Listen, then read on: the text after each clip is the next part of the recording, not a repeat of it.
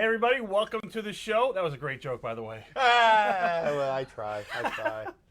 Well, anyway, guys, we are here live. It is Thursday night, signed by Superstars. We are with the Blue Guy, the Blue Meanie, or ECW Original. My friend Brian, I've known you for a long, long time. Since we were teenagers. Before ECW. Yeah, we used to go to the Airport Marriott to That's right. be a couple marks and hang out with the boys. And what are your fondest memories of the Marriott? Dude, just hanging out. I made friends with you. I made friends for life at those, hanging out at those shows and With stuff. Mo. Yeah, the whole crew. My buddy Chris Polis. Oh, Chris was the best. Yeah, God rest his soul. Yeah, awesome dude. And I can hear his laugh right now. Yeah, he had a very distinctive laugh. Yeah, being a passionate Greek fellow that he was. Yep. Yeah, but me and you were going to Spectrum. We're going to everywhere. Civic Center. Everywhere. I think we went to Memphis together. We definitely went to Memphis in '89 or '88 for Goodheart. Yep. Yeah. So, we've always been ingrained in the Philadelphia wrestling scene somehow as fans, and now in the business. Yes. And I'm knowing you back then, and doing the tape trading and stuff like that, and see what you got now. It's crazy, right? I was just talking about that the other day to my buddy. This is so cool. This is like the ultimate man cave. It's really cool. Yeah. Guys, welcome to the show. If you want to order anything today, we've got plenty of 8x10s for you guys to choose from. We have an amazing 11x17 piece of artwork that is brand new. That's beautiful. And we also got the figures. We got the Legends figures. We actually got them right here. Me doing the Alex Wright dance for some reason. Yeah, it is. And you can order all of this right now. Go to signedbysuperstars.com, create an account. It takes 10 seconds to do so, and then you can watch Meanie sign it live on camera. If you have questions for the Blue Guy, ask him away in the chat. We'll get your questions in here. And let me get out of the way now. Yeah. My hair's gray. I know. It's cool. It is? It's cool. Maybe it's black and white and they can't see. Yeah. Oh, the gray meanie. Somebody's asking if the shirt you're wearing right now, you're going to auction that later on.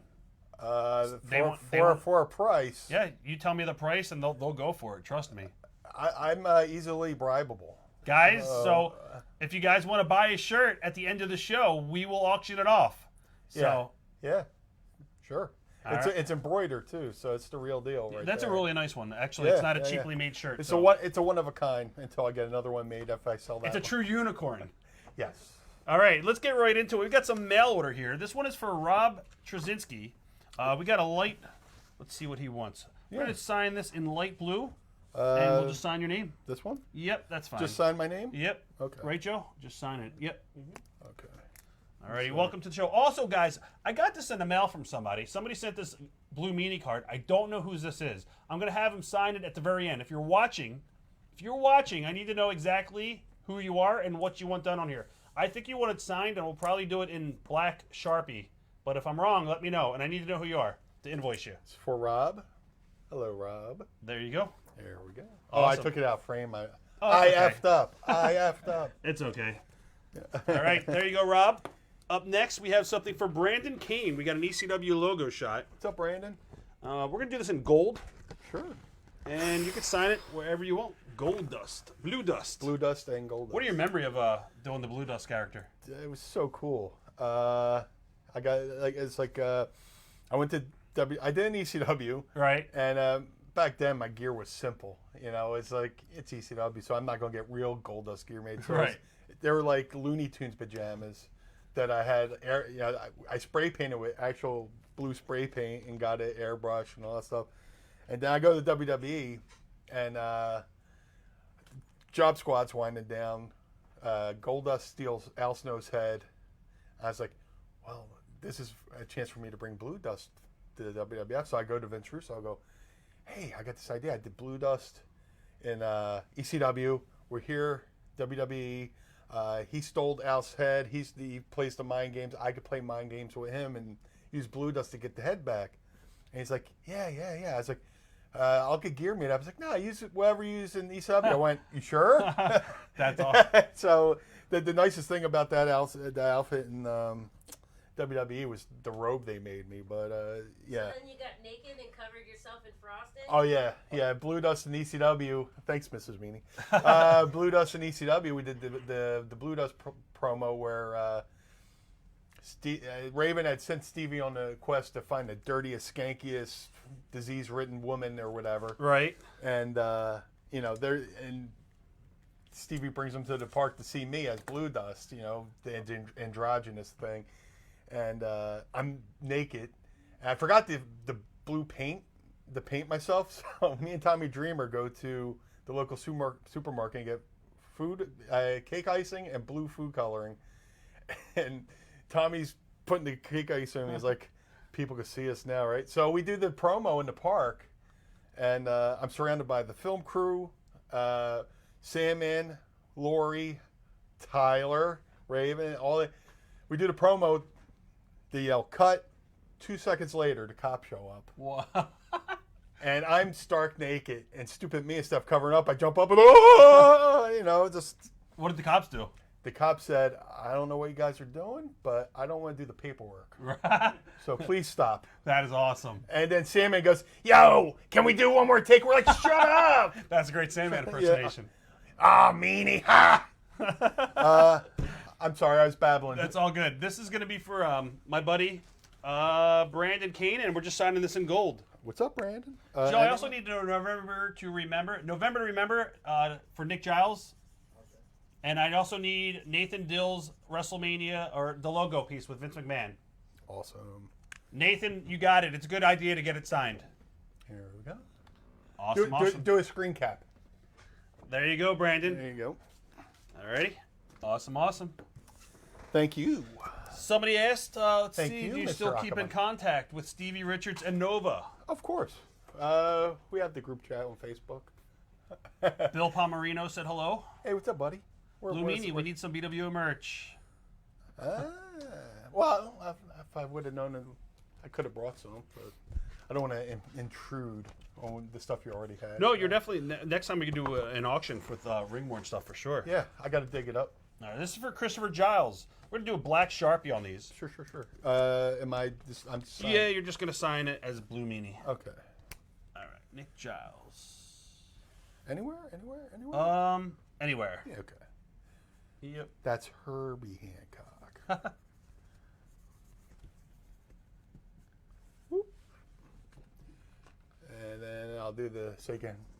There you go, guys. Screenshot that. Screenshot. Yeah, do it. Pause the gimmick thing. How does Meanie feel about having a BWO arena in the new Retro Mania game? Oh, dude, it's amazing. These are both signed? Oh, I got to sign this Okay. one. Sorry. Oh, No, I'm I in forgot. it. I'm in it. You're I'm in the game? I'm in the arena. They That put is Mrs. aw- They put Mrs. Meanie in the crowd. That That's is- cool. Beautiful bald woman right in the front Yes, row. yes. That's awesome. All right, Nick Giles, this is for you. Here we go, and I'll.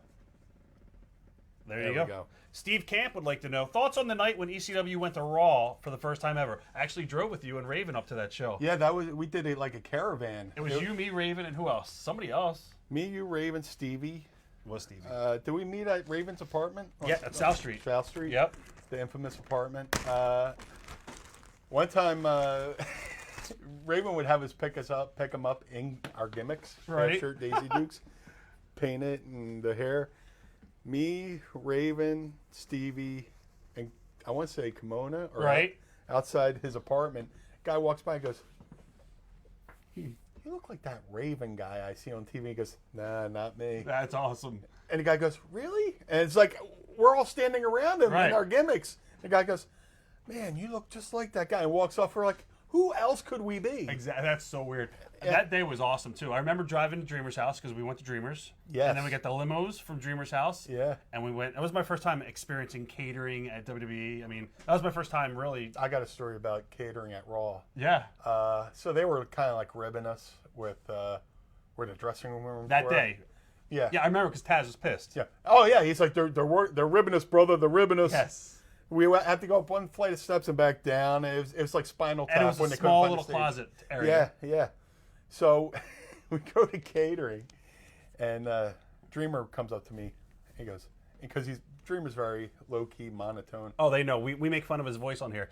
We say, "Hey, how you doing, Meanie? What's going on?" He goes, "Meanie, I can't keep my game face."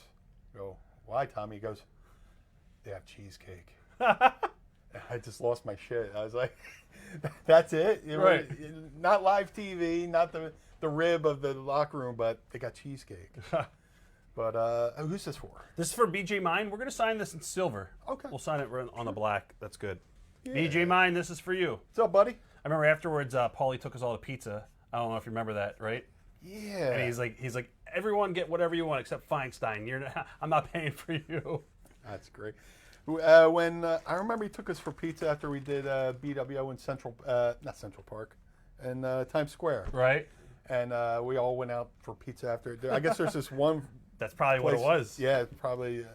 He has this one place. I wish I could remember the name. I don't remember. But I'm gonna hold it up here. There you go, BJ. Thank you, thank you. There we go, buddy. All right. Let's see. So what was the other question? What's it like that in arena in the Retromania wrestling? Right. Amazing. Mike Herman, who does Retromania, is a class guy. This is a passion project that really took off, and it's cool to be a part of something that's coming up from the ground up. Right. And I'm glad I said yes. Because there's a lot of things you hear. I want to do this, do that, but then Mike, got the right people involved. Yeah. He got Mike Archer, who used to work, I think, for Acclaim behind the scenes. And once I knew Mike Archer was aboard, I was like, oh, well, this is legit. So, Yeah, I met him, Mike, or not Mike, the guy who does. Was that his name? Who did the video game? Mike Herman, but he also worked with Mike Archer. Okay, I met the main guy who was at House of Hardcore with Tommy, who did the game. He brought the game to play. And That was Mike Herman. Yep, Mike. Yep. Great Cool. guy. This is for Joe Clapp, and we're just gonna sign this in blue. Perfect. Joe Clapp, this is for you. Let me see where I'm. There, that's me right there, I think. Yep, that is you. I'll sign it right near me. There we go. Am I blocking the camera? No, you're totally fine. There's your neighbor right here. Ralph is on here. Oh, what's up, Ralph? He actually helped me find the place I live in now, which is kind of cool. Scott Greenholdt said, best memory or worse of the Penrose Hotel. The Travel Lodge? Yeah. Cylinder of Sin? Somebody walked into the room and there was a chalk outline, I think. Are you serious? I swear to God. I was only at that hotel like once, and then I was there for the second. No, I don't even think it was for ECW. I think it was Goodhart did like Rock and Roll Express Q&A. Or remember that when Goodhart used to do like the luncheons? I think he did something there, and then I did an interview with Hayabusa at that hotel. One of the cool things is it was after an ECW show, and we're hanging out in the bar next door. Right. I mean downstairs.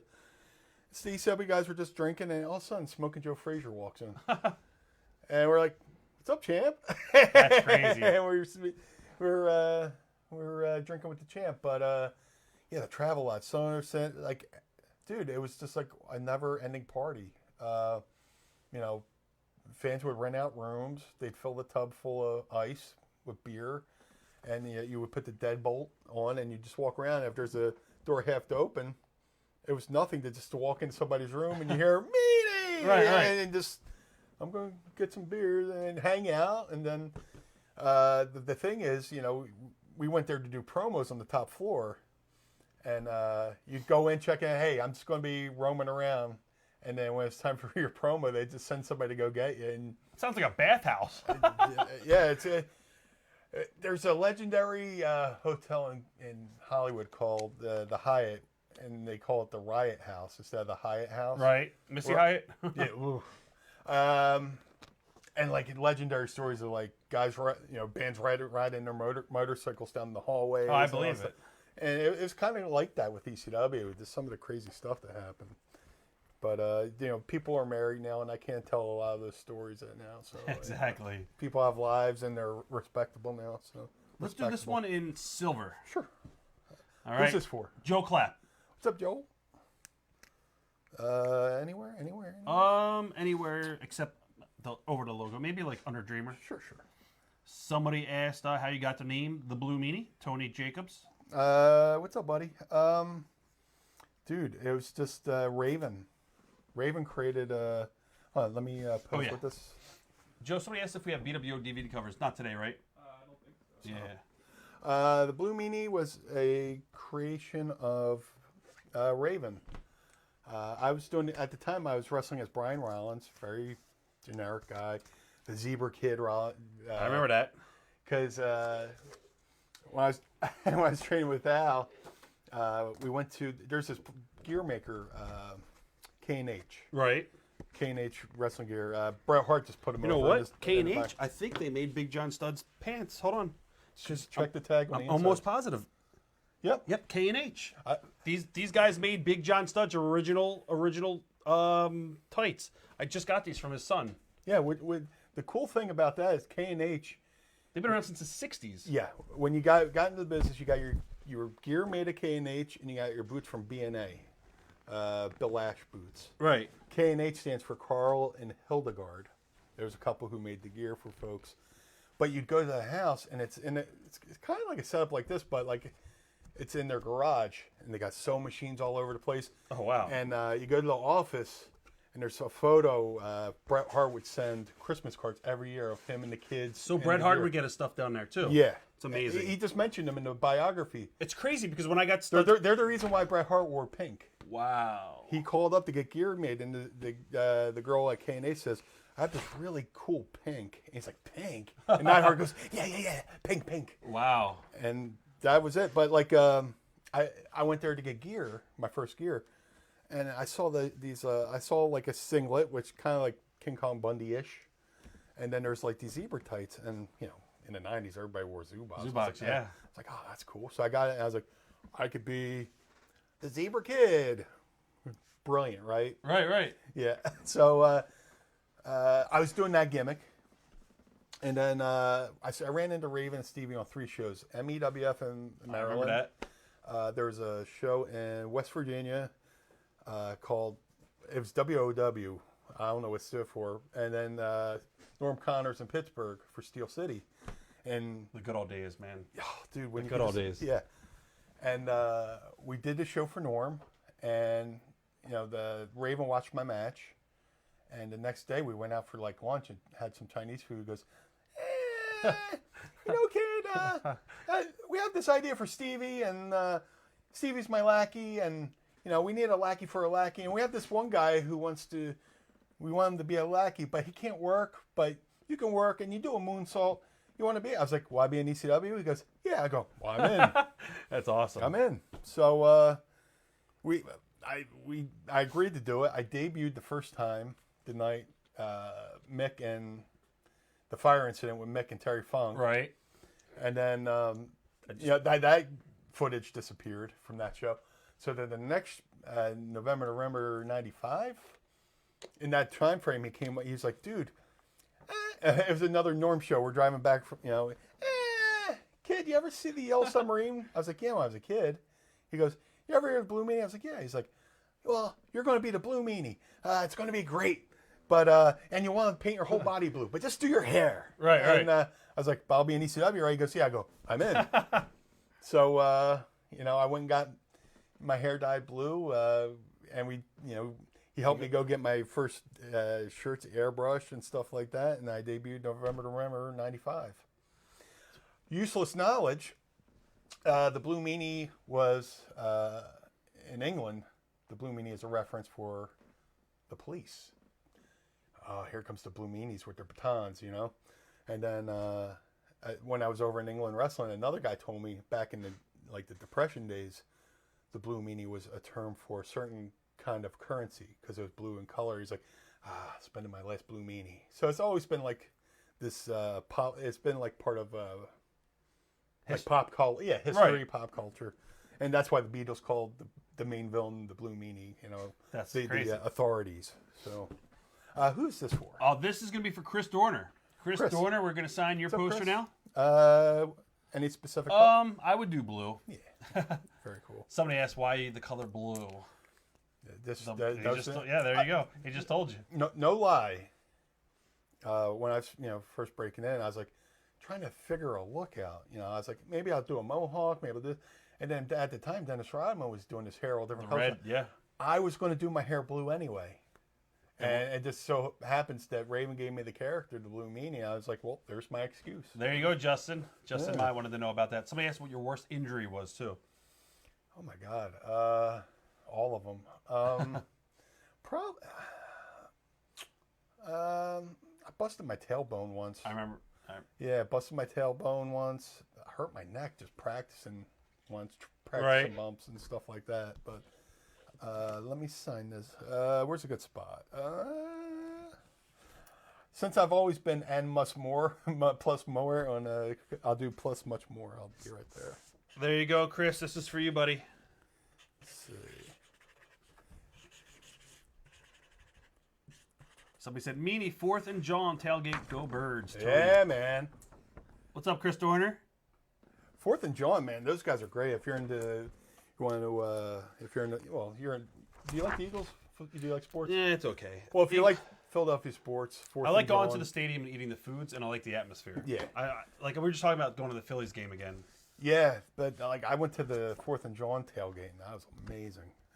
For the not last season because nobody came, Right. but I went to the Patriots one. So we're going to do this in light blue, and we're just going to sign your name on these two. Sure.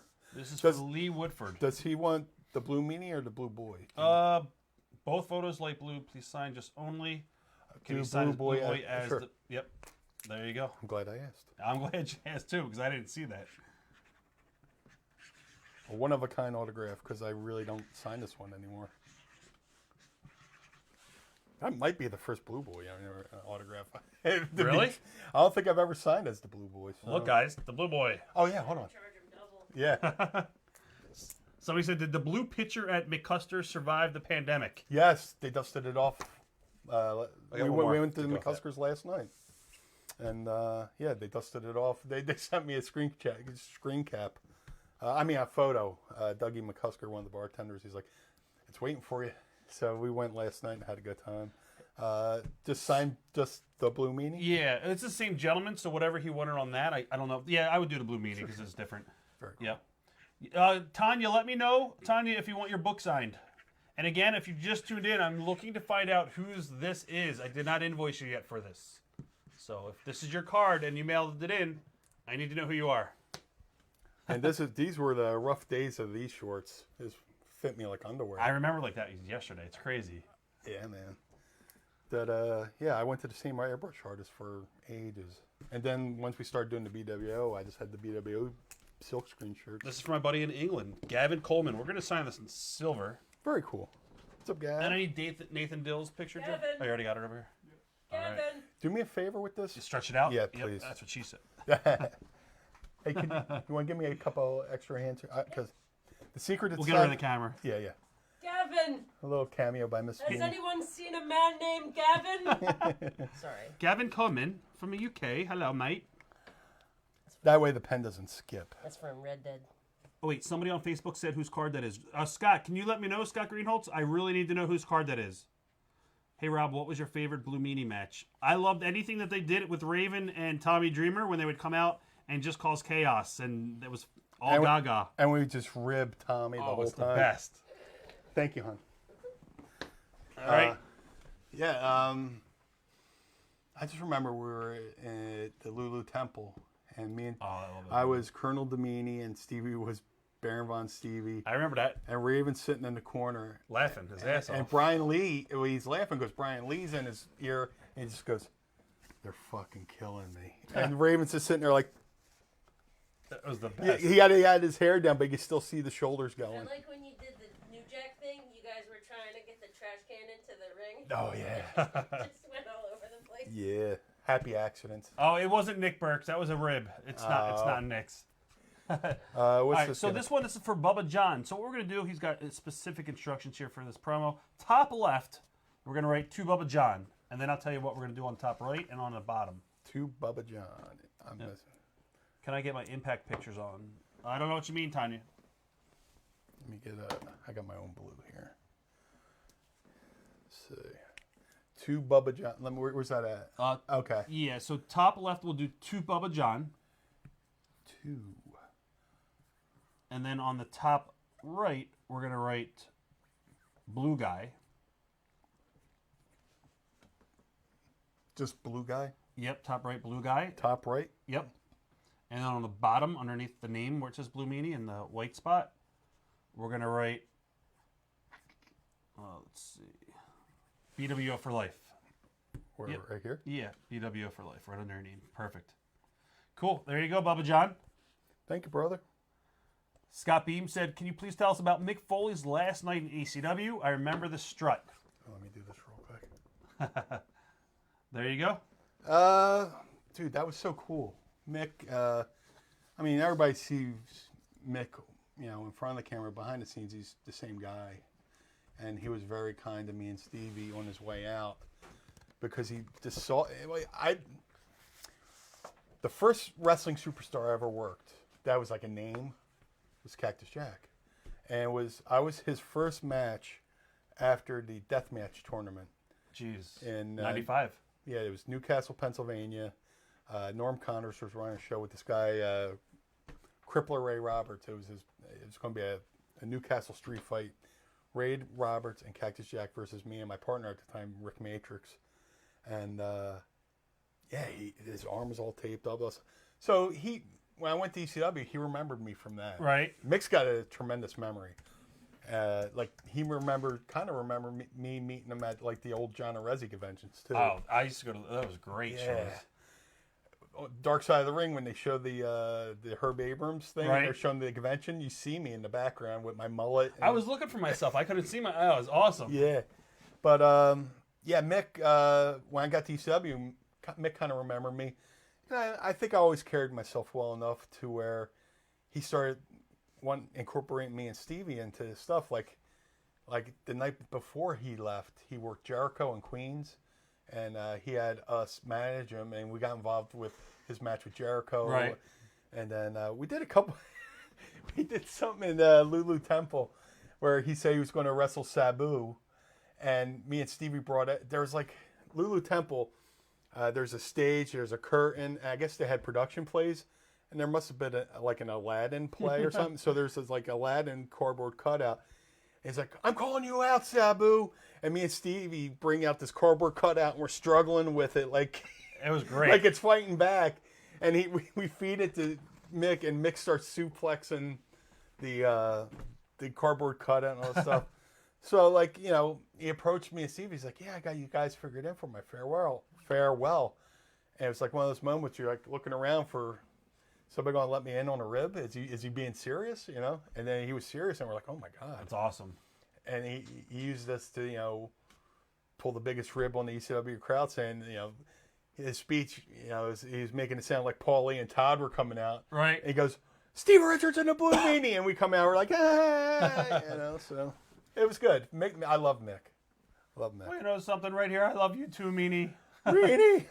Oh, that was a little bit Todd Gordon. I'm sorry. Oh, yeah. Hey, buddy. We need a doctor. Is there a doctor? Boom. Remember that? Yeah. Boom.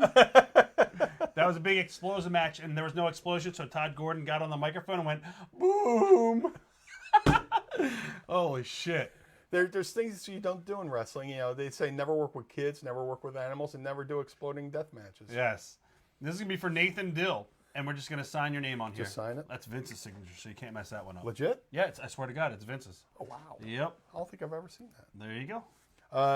Is Blue okay? Yeah. Okay, cool. Somebody asked Meanie, let me go back to the question. During your match with JBL, Stevie hit him really hard with the chair. Did JBL say something in the back afterwards? JBL was fine with it. Yeah. He was like, hey, potatoes are part of the business. Yep. And whatchamacallit, JBL, we had the match, and we all met up. Stevie apologized for the chair shot, and JBL was about to go in and get cleaned up and stitched. And he's like, Meanie, go on the internet and just say it was a shoot. I'm like, all right. And I did this whole post, and he was cool That's with awesome. it. And what was I going to say? Yeah, but somebody got mad at Stevie. Somebody reached out, I forget who, reached out to JBL about that chair shot. He's like, almost hinting that they could have got Stevie fired, and JBL saved Stevie's job. See, there So you go. somebody up, I don't know if it was in the office, wanted to fire Stevie over the chair shot, Right. and JBL was like, nah. We're Right. good. Yeah. So who's this one for? Nathan Dill. Where are we at? There you go, Nathan. Thank you. There we go, Nathan. Thank you, Nathan. Alrighty. Thank you, everybody who's here and buying. We got an original ECW shirt right here. Dude, which one? Is that your pin? No, I wish. Oh, It was okay. Philadelphia, though. That's good too, but the Japan shirt was like my favorite. I remember that shirt. Yeah. I'll stretch this one out again. Yeah. This is my buddy Chris Morrill. Yeah, I need some extra hands here. Let's see. I don't really take the sunglasses off of my head. Let's see. Just Blue Meanie, right? Yeah. Ooh, that silver's not catching. There we go. There we go. My theory is backfiring on me. There we go. Cool. Cool. All right. Thank you, Chris. Let's see. Let me There you go. do the old Posky. There we go. All righty. And then we got an encyclopedia here for Jeff Remington. I'm in there like 3 times. Yeah, you're in this book 3 times, so we didn't know where The Jeff wanted newest, it signed at. So the I found newest you one there. I'm in like 4 times. But That's I'll crazy. sign each one. I'll do it in blue. Do you know where you're at each time? Pretty much. All right, cool. Yeah. Oh, they're all labeled. So cool. perfect. There you go. All righty. Bernie Deal from MCW said hello, Maryland. What's up, dude? We're not going to ask any questions about that individual, so you can stop asking. Yeah. Let's see. Any other questions? Feel free to ask away. It was funny because I was talking to Meanie before the show started. I was like, Meanie, you're from Philly, and I never, ever rode with you on the airplane. It was me, Carino, Francine, Doug, Gabe, and Lou. Yeah. Sign guy Dudley. Yeah. And I was like, where were you? And he told me that you could tell the story. I used to ride with Randy the Sound Guy just because when you figure you go to a town, you have to get a rental car. Well, Randy was cool anyway. And him and Nova basically lived near each other. So I would go to Nova's house the night before, hang out, and stay overnight. Him and his brother Donnie B, his identical twin brother. And we would hang out. And then the next day we would ride to wherever the show was. I think the longest trip we did was New Orleans. New Orleans? Oh, yeah. That's. Going there was fun, but Were you there in Nepiola broke her neck in that hot building? that building, yeah. It was like 120 degrees or some shit. Yeah, I got suplexed by Tez in that building. It's like probably one of the sick in a good way, sickest suplexes I ever took. But yeah, that building was hot. Yeah. It was like if there's a low roof on there would have been condensation on the Yeah, ceiling. you couldn't breathe. Yeah. And I was just happy that the match was getting cut off and Taz was coming out to. It was us and the BWO versus FBI, and Taz did a run and suplexed everybody. And I was like, yeah, that's fine. I'm gonna get out of here. It's too hot. But here, I'll hold this up. There you go, Jeff. Where are we at, Jeff? Oh, something fell out. That's just paper. Oh, it's a JS card. I'll grab Oh, it. okay. We'll have Missy Hyde grab it. She's under the table. No, well, Let's see. Excuse me. Mark Pearson said, hello, Meanie. Huge fan. Favorite moment and match from 3PW? 3PW. My favorite moment with 3PW was the first night we ran the sign Electric Factory. Great venue, by the way. Yeah, and the guy's a big wrestling fan. Yeah, my buddy Jerry. Yeah, Jerry, mark it. Yeah, he got us in there. XPW came to Philly, and they did this goofy gimmick lease, and they kicked out 3PW. Right. They kicked out CZW, and it was like, well, that was stupid because now we're just going to run head-to-head with you. Right. So instead of sharing a building and running one show a week, there was like what was supposed to be XPW's final night. They canceled because it was CZW was somewhere, went head to head their first night, Right. and then we were going head to head with their second night, and they canceled. XPW canceled their show, and all their fans and talent came to our show just to hang out. That's awesome. Yeah, so for 3PW, the high mark was wrestling at the Electric Factory just because it's a very, well, they changed the name now. It's the Franklin Music Hall or something like that. Jerry's still there, right? Yeah. Good. Yeah, he's just waiting for... Dude, he's got me backstage at so many shows there. Yeah. Like, I've met, how many, like, Guns N' Roses were backstage, Ray Schremer, who else? Korn, everybody. There was one band, I forget, there was a couple bands, but I forget who I was going there to see. And I was backstage, and there's a band called Lollipop Luskill or something. Right. And they're marks, they're fans. And one of the guys from the band asked me to him with the chair. So I was like, all right. That's awesome. And as I'm winding up to him with the chair, Jerry walks in the room like, "What the fuck are you doing?" Right. It's like, no, it's a consensual chair shot. Right. You Who was know? the rapper that was there from the movie? That we met the rapper there. We were backstage hanging with him in the green room.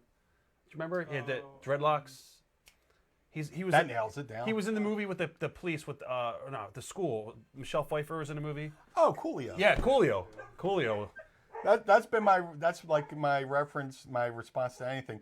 Hey, meet you at 7? Coolio. You're right. This is gonna be we're gonna sign it using this pen. Sure. And Chris wants it signed in blue, fine point, Blue Meanie. Yep, and then hold up after a picture, so we'll sign it right there. Absolutely. Am I in the shot there? No, you're good, definitely. Again, if you just tuned in, I'm looking to find out whose card this is. If you are on here, let us know. Now, the story of the Singapore cane. See these little red strings? These red strings? Yep. There's a cane. Yeah, there's usually if Sandman liked you, he would loosen up the strings. If he didn't like you, Someone's at the door. he'd keep the strings on there. So one time, Raven and Sandman were brawling in the crowd, and Nova goes over, and we see Sandman's cane on the ring apron. Right. And Nova throws his cape over the Singapore cane, and like me and Stevie dive under like we're car mechanics, and we're like ripping these red strings off.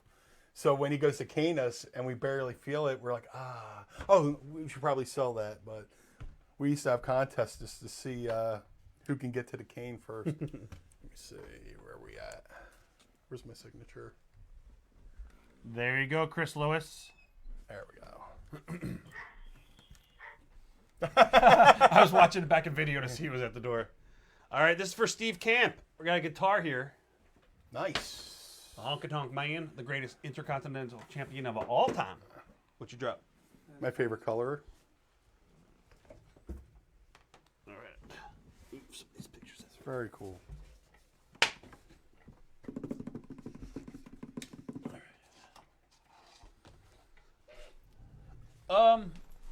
Anywhere you want. And we can probably do silver Silver? for Steve Camp. How about I do blue? Blue's Is that cool? Yeah. Will it show up on blue? Blue on blue? I'm Blue trying on blue violence? Yeah. Woo-hoo. Does it have to be on the front or No, it could be anywhere you want. anywhere? Yep. Let me christen the back now. Alrighty. There you go, Steve Camp. Is that cool? Is he in the chat? Steve Camp should be definitely in here. But if you put it on the back, what if they want to hang it on the wall? Yeah, if they want to hang it on the wall, you won't see Mrs. her. Meanie with the lodge. He said back is fine. Okay, he said He back. said back is fine. All right. Thank you, Steve. Now nobody's gonna see it. Put it on the bottom. Somebody asked, how do you feel about being named 500 on the 500 greatest wrestlers ever in PWI? That's a work. Yes, Tony. It is still available. We are going to sell this for $200. So Tony, let me know if you want it. It's the only one we have. So let me know, Tony. Make sure that camera gets it. And then where am I at? Awesome, awesome. Cool. There you go, Steve. Thank you. And let that dry. Let that dry. Boom. All right, what do we got next? We got a belt for Eric. Oh, no, this is Thomas. Who'd you ever beat, brother? Oh, yeah, brother. One coconut. This is One coconut. Oh, you're making fun of me. Oh, have a banana. Probably one of the greatest segments ever. It's the greatest ever. Where are we at? What are we doing? We're going to sign this belt. We can sign it anywhere you see fit. Sign it in silver. Or no, sign it in blue. Yeah. We'll sign it. This is for Thomas Seto. Is he in the room? Thomas, are you in here? Peekaboo. I don't know if he's in here. Let's see. Oh, that's very cool. Steve's going to get a case that's going to be custom made where you can see all sides. Cool. I'll do right here. Yep, that works. All right, there you go, Thomas Seto. And again, I'm just letting you know, Tony, we do have the painting. It's still available. Did you see this? I just had this made. I just got it today. That's awesome. That's awesome. Yeah, you know that. You probably met this guy. Yeah, he's always at Yep, the convention. exactly. Great guy. Great guy. His name is Joe. Let's see. There you go. Very cool. Alrighty. Put this back with it. There you go. We got another belt. Whose belt is this? Eric Theories. All right, we're gonna sign this one. This is for strap, Eric brother. Theory. Which belt's this? That's a nice belt. Dude, We yeah. sell these belts. I have them here signed. Very cool. Very Joe, do we have any extra ones? We have them somewhere. cool. Anywhere? Yeah, anywhere you want. Eric Theory, this is for you, buddy. Let me see. This is a nice belt. Something just fell. Yeah, these belts are awesome. I sell them for like $550. Maybe if I have one, I'll show you. Painting sold. Can he sign it? Fly, Eagles fly. Yep. Joe, I'll sign whatever you want. Tony, you gotta invoice this guy, Joe. I'll give you his. Is name. this guy in the room? He hasn't. Eric, I don't know if you're in here. Eric Theory, if you're in here, Can let I us sign know. it here? Is there any room on the front? No, I mean like, I don't want. It's like, I got a big signature. So. Oh, sign it in the back if it's a big signature. That's fine. Is that cool here? He's not. I don't think he's in the room. Okay. Here, you gotta invoice him for $200. If I sign it the wrong place, I'll sign the right place next time. Yeah, exactly. Eric. Oh, Eric is here. He said I'm here. All right, there you go, Eric. We're signing your belt. What's cool about this belt is, it was basically the Tri-State Wrestling belt. Good arts. Yeah, it Yep. was, it was the precursor to ECW was Tri-State Wrestling Alliance, and I tried to make it a point to say that because if it wasn't for Tri-State, there might not be an ECW. It's true. And they used the same belt. They just changed the name, but it was cool to be a part of this belt's legacy. I never won the championship. Somebody just asked why not. Why not? What? Steve Camp. How come Meanie was never TV or world champion? I don't know, bro. To be honest, I wish I was a tag champion because most of my career I've been a tag wrestler. Right. I think if I hadn't gone to WWE when I did, I think there was a good chance me and Nova would have got at least a shot at the belt a couple times because we were having some really fun matches and stuff like that. So let me hold this up. Oh, There you go. here you can screenshot that. Eric said the back was cool too. So Awesome. Yeah, I got a big obnoxious signature, and I like to take up. Joe, a lot can you of grab real this estate. belt? That's a nice belt. Yeah. All right, and can you write down also what he wants on this painting? It's in the chat. All right, you got to be careful. This is real barbed wire here. Oh shit. Yeah, this is gonna be for Jonathan Miller. We can sign this wherever you want. It's an awesome piece, and I think guys, if anybody's interested in getting these, we have these available for sale too. I'm sorry. Where do you want? I would put it right there. Okay. Yep. Does the glass count or no? Or no? I don't know. I don't want to mess. Eh. I don't want to ruin it. That's what I'm trying to say. Let's see. I'll pick this corner right here. Jonathan Miller. That name sounds familiar. You know him. He's from Virginia. How thick is the center plate? It's 4 millimeters, Kevin. And I do have other ones. They're 4 millimeter belt plates. All right. Thank you, Jonathan Miller. How's that? Yeah, that looks great. I don't. Do you want to hold that up or no? Yeah, I don't want to. I don't want to gig. Yeah. I don't want to gig on the live feed here. There you go, Jonathan. We got another one for Chris Morrow. These are beautiful, man. Yeah, my buddy made these. These are freaking awesome.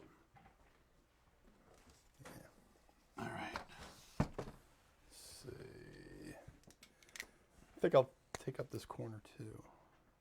Somebody said, "Why the f? Why we get curse on here? Why the fuck is Blue Meanie in first class? What is that from?" That's the. I got heat for flying in first class my first weekend in the WWE. Wait, tell us. We go to. I'll tell the story now, but go to This is awesome. youtube.com/MindOfTheMeanie and look up Meanie Tunes First Class. We made a cartoon of this. Josh Chernoff, my co-host, his brother Fred Chernoff makes cartoons for us. So my first weekend in WWE, I debut in Philly, and being a wrestler, you're like, oh, I'm going to drive the loop. Right. So it's Philly, then Baltimore, then Hartford. So I was like, okay, I'll wrestle in Philly. I'll drive to Baltimore. At the Baltimore, I'll shoot up to Connecticut. Right. And do Hartford. Right. So Earl Hebner goes, no, idiot, we fly you. He didn't say idiot, but no, we'll fly you. Here you go, Joe. I go, okay, cool. So go to Philly, go to Baltimore, go to the airport in Baltimore, and I look at my ticket and it says seat 1A. I go, 1A? Is that first class? And then I get in there, and I thought maybe I was because I wasn't used to flying. Like I said, I used to drive with Randy everywhere. Right. So one day I was like, oh, I'm probably behind first class, the first row of the plane, right? Great, I'll have great leg room. No, I was in first class, and it was me. I was sitting next to the big boss man. Oh, Across the aisle was Shawn Michaels, oh wow. and somebody else, fucking big heat. Did you know right away? You're like, oh As fuck. soon as I sat down, I tried to do the, push my head against the thing, maybe put the in-flight magazine, the Sky Mall or whatever, and I knew I was screwed.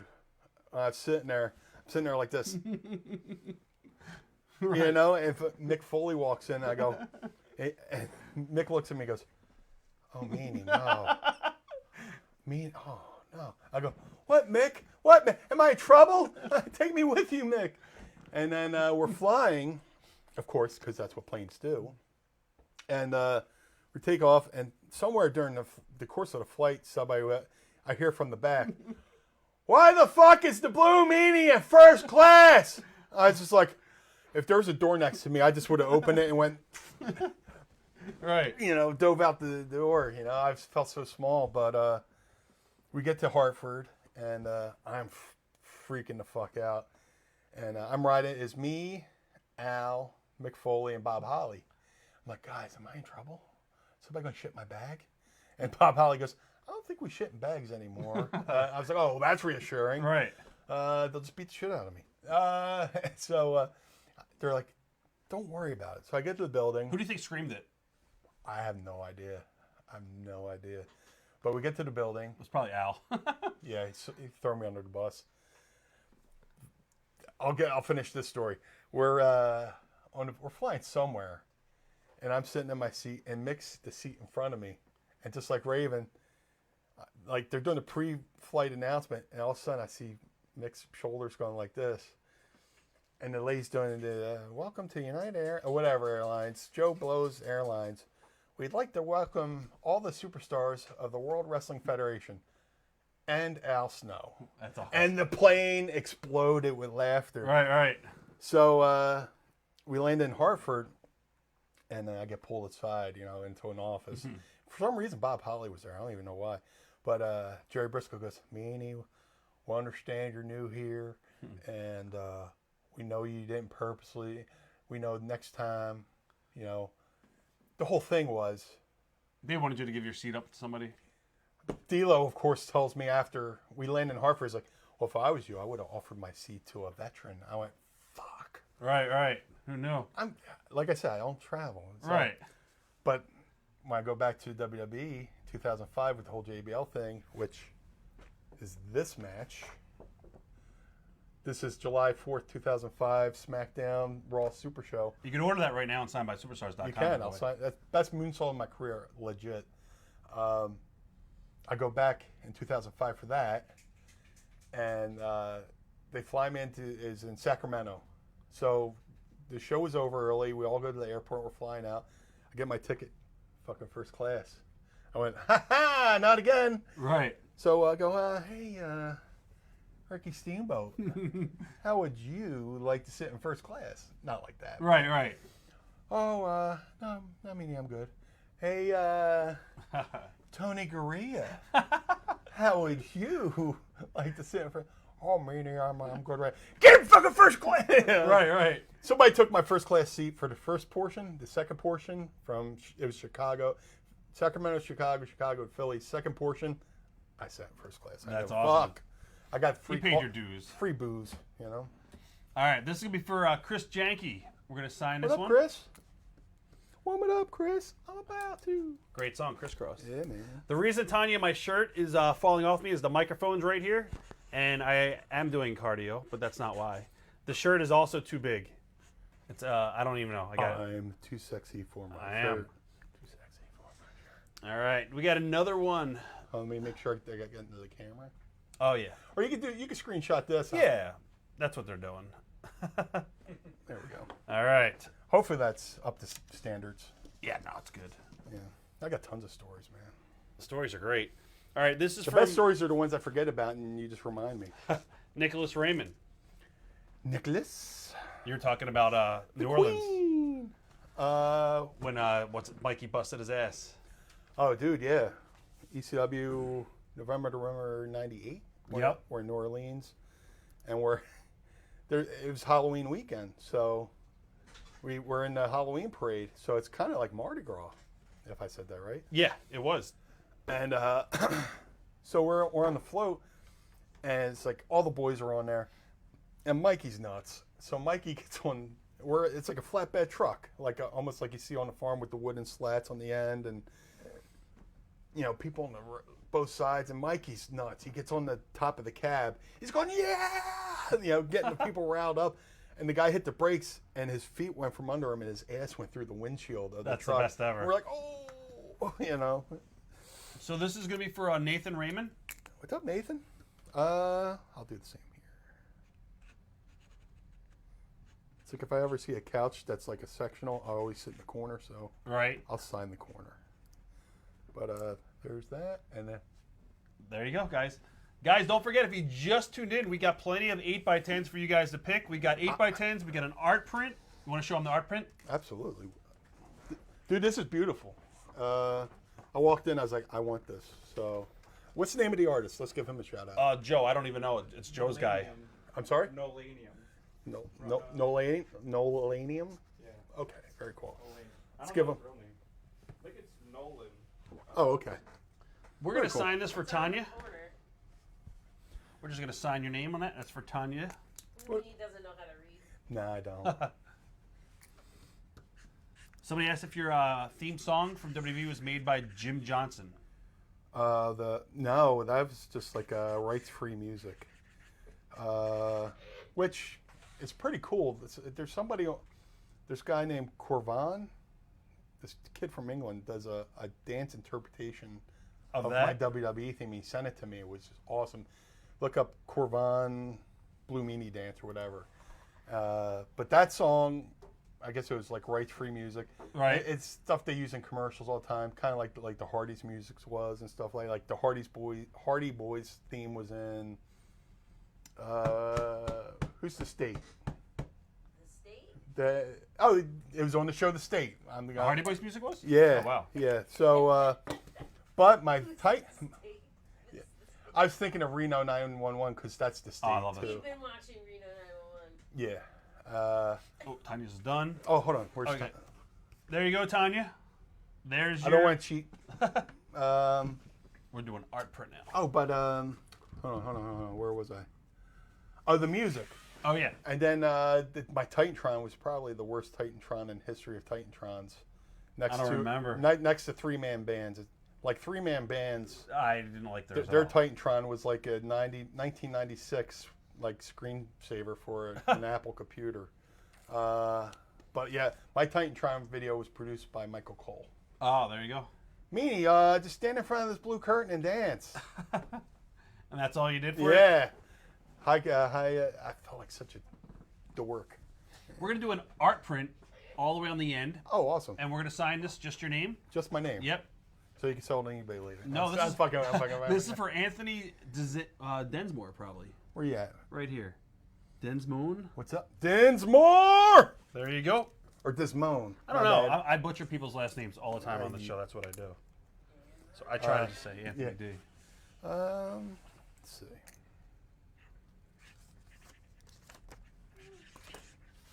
Memories of Barely Legal. Stephen Camp would like to know about We that. were just talking about that with somebody. It was just amazing. Was that that was the First first? ECW paper. Okay, we were listening to the Mike Johnson thing. Mike Johnson did like a really good audio documentary for PW Insider, Yeah, I just saw that on his main page. which is on YouTube. Check it out. It's great. He interviewed a bunch of people.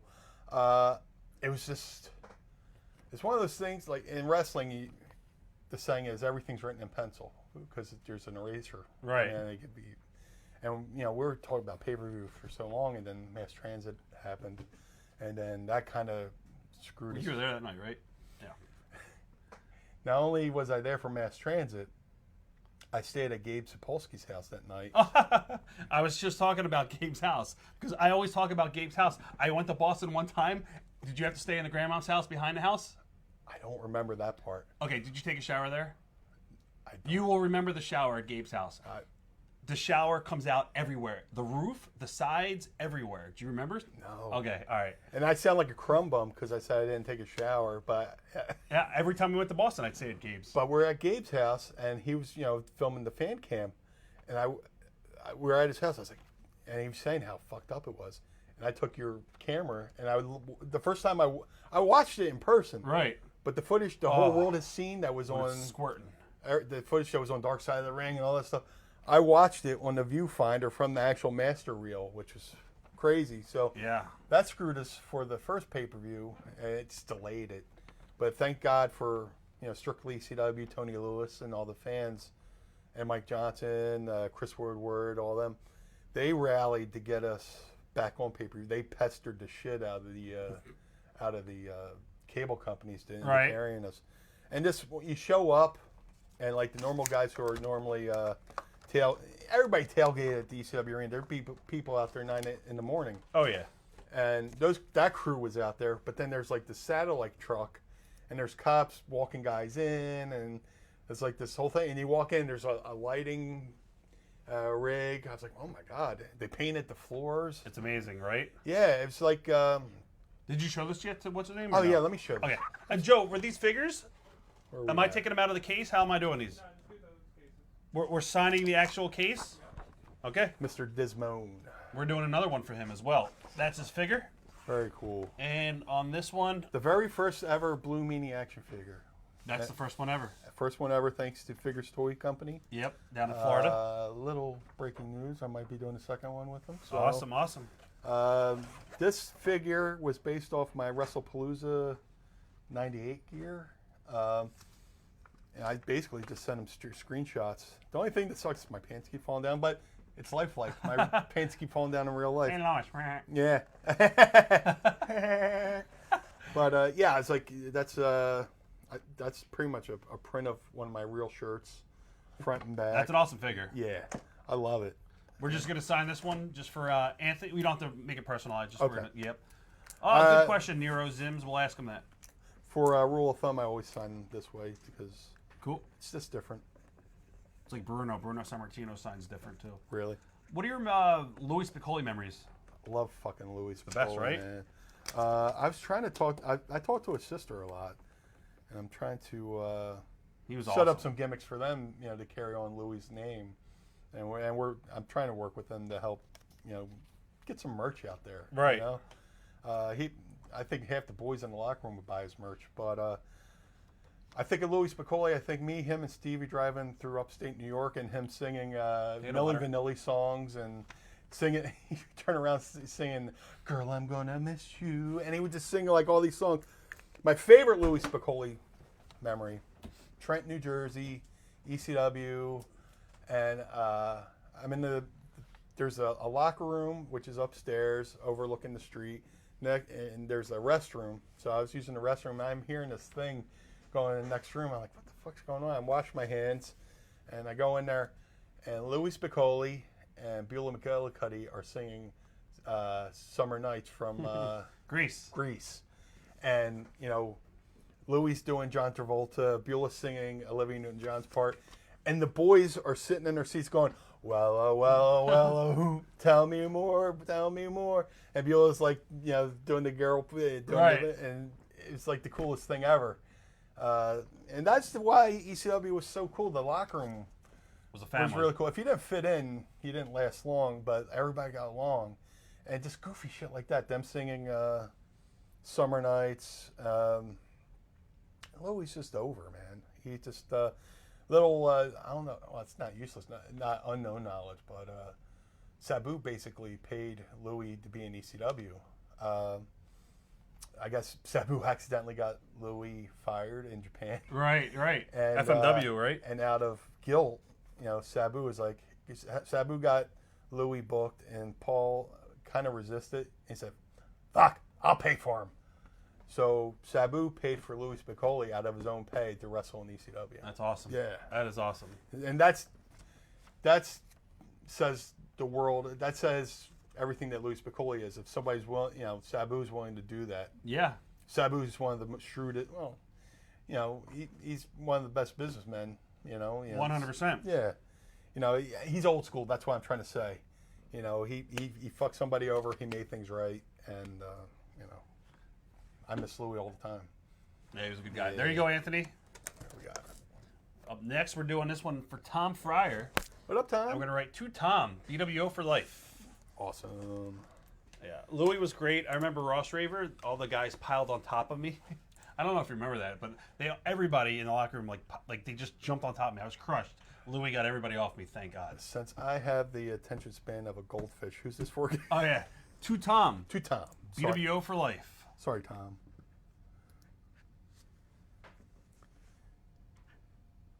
Thank you, Scott Miller. Somebody asked who came up with the dance. Was it Vince or was it you? Which you dance? did the dance way before. Oh, The yeah. shuffle. Yeah. That was a happy accident. Paul's like, can you dance? And I went, yeah. And in my head, I'm going, no. Right. So the first time I kind of danced was in Queens with Bubba.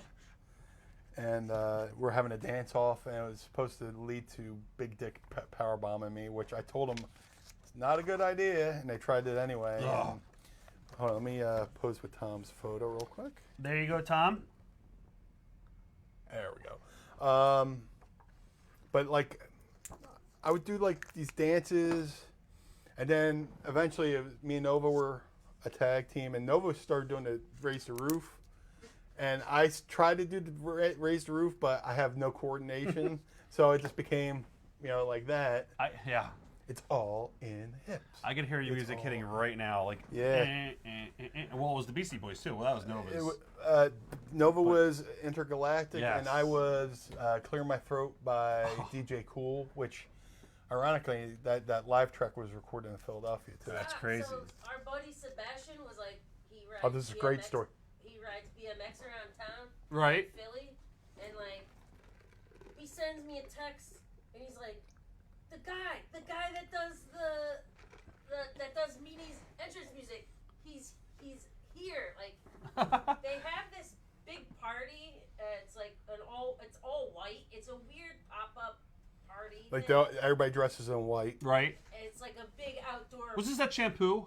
No. Okay. No, it's this big outdoor picnic thing that they do every year in Philly. It's some party thing. KKK meeting? That's what it sounds like. What the hell? Legit. I was like, What?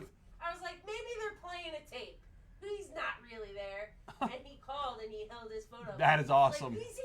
So our buddy Sebastian got to hear the guy who does my theme music do it live in person while he's randomly riding his bike around Philly. It's insane. That is awesome. Yes. This is for Eric Theory. What's up, We're Eric? going to write say hello to the blue guy. Okay. You know what? I'm going to do dark blue for this one. I'm sorry, two. Let's see. Nope. Say hello to the blue Just guy. say Yep. And then we'll sign your name, obviously. Yeah.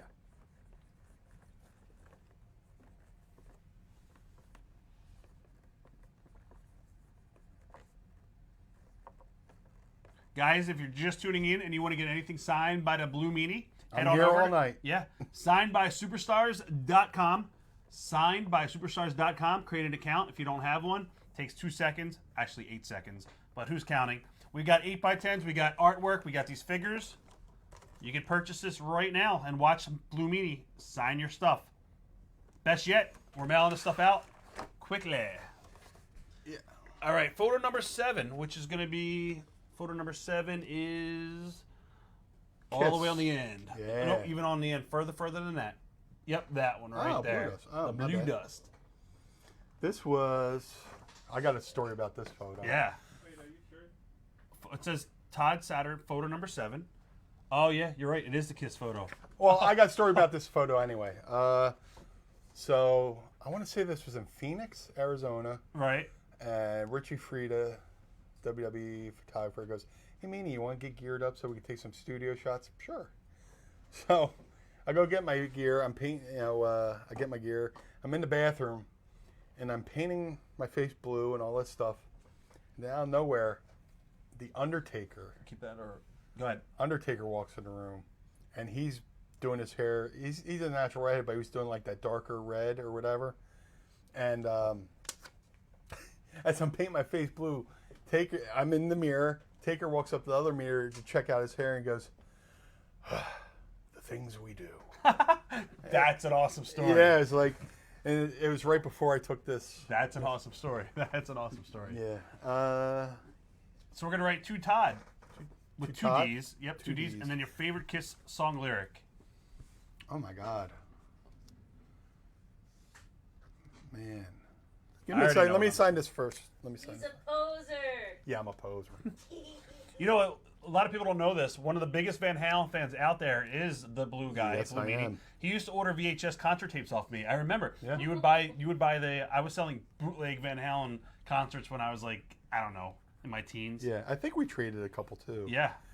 Dude, I got to. So. I got to see him only one time. Really? Yeah, with the original David Lee. That's awesome. Right, Joe? Was it with David Lee? Right? David Lee Roth. Yeah, David Lee Roth. I think it was. So, hold on. I'll get to the Kiss lyric question in a second. So, I went to. Oh no, he wants you to write it on here. What? He wants Oh! you to. Yeah, he said to Todd, and then he wants you to actually write your favorite. Oh my God. Yeah. Hmm. You should just write, Lick it up. I'm gonna be the one to lick you. That's like trying to pick my favorite child.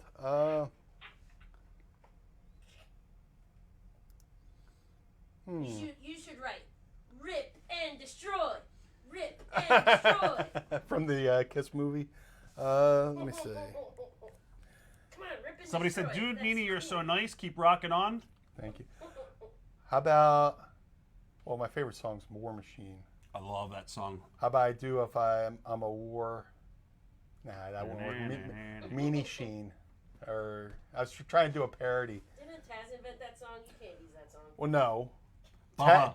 Taz Oh, thought he can't use. Taz thought he used War Machine first. Bubba. Bam Bam Oh, Bigelow in Wait, Memphis. Warlord. Didn't Warlord come out to it too with Baby Doll? But what I remember, this is the story. And we're in Glen Olden, Pennsylvania, and Taz is like, "Oh yeah, brother, I used War Machine." But Bam Bam Bigelow walks up to Taz and goes, "I used it in Memphis first." And you just see That's Taz go, That's Yeah. awesome. "I'm just gonna say, I'll write it out." My favorite song's War Machine. Yep. So Not yet, Ian. let's see. Guys, don't forget, if you want to order anything, check it out, signedbysuperstars.com. We got plenty of stuff to choose from. There's like 8 different 8x10s. We got an awesome 11x17 art piece. We got these brand new Blue Meanie action figures, exclusive, right here, right now. So I'm a War Meanie Sheen. I like that. So I kind of personalized that for you. There you go, Todd. Speaking of, we got an action figure to sign for Brian Glover. Oh yeah, so I'm a big Van Halen fan. I have Eddie Van Halen's guitar stripes tattooed on my leg. That's decent. Yes. Show him the one on your ass. No, I'm just joking. That's the guitar pick. Right, Yeah. right in the middle. Yeah, let's do paint pens on this one. I'm sorry. Yeah, it's all good. Just sign it? Or Yep, this one we're just Okay. signing it. Sure.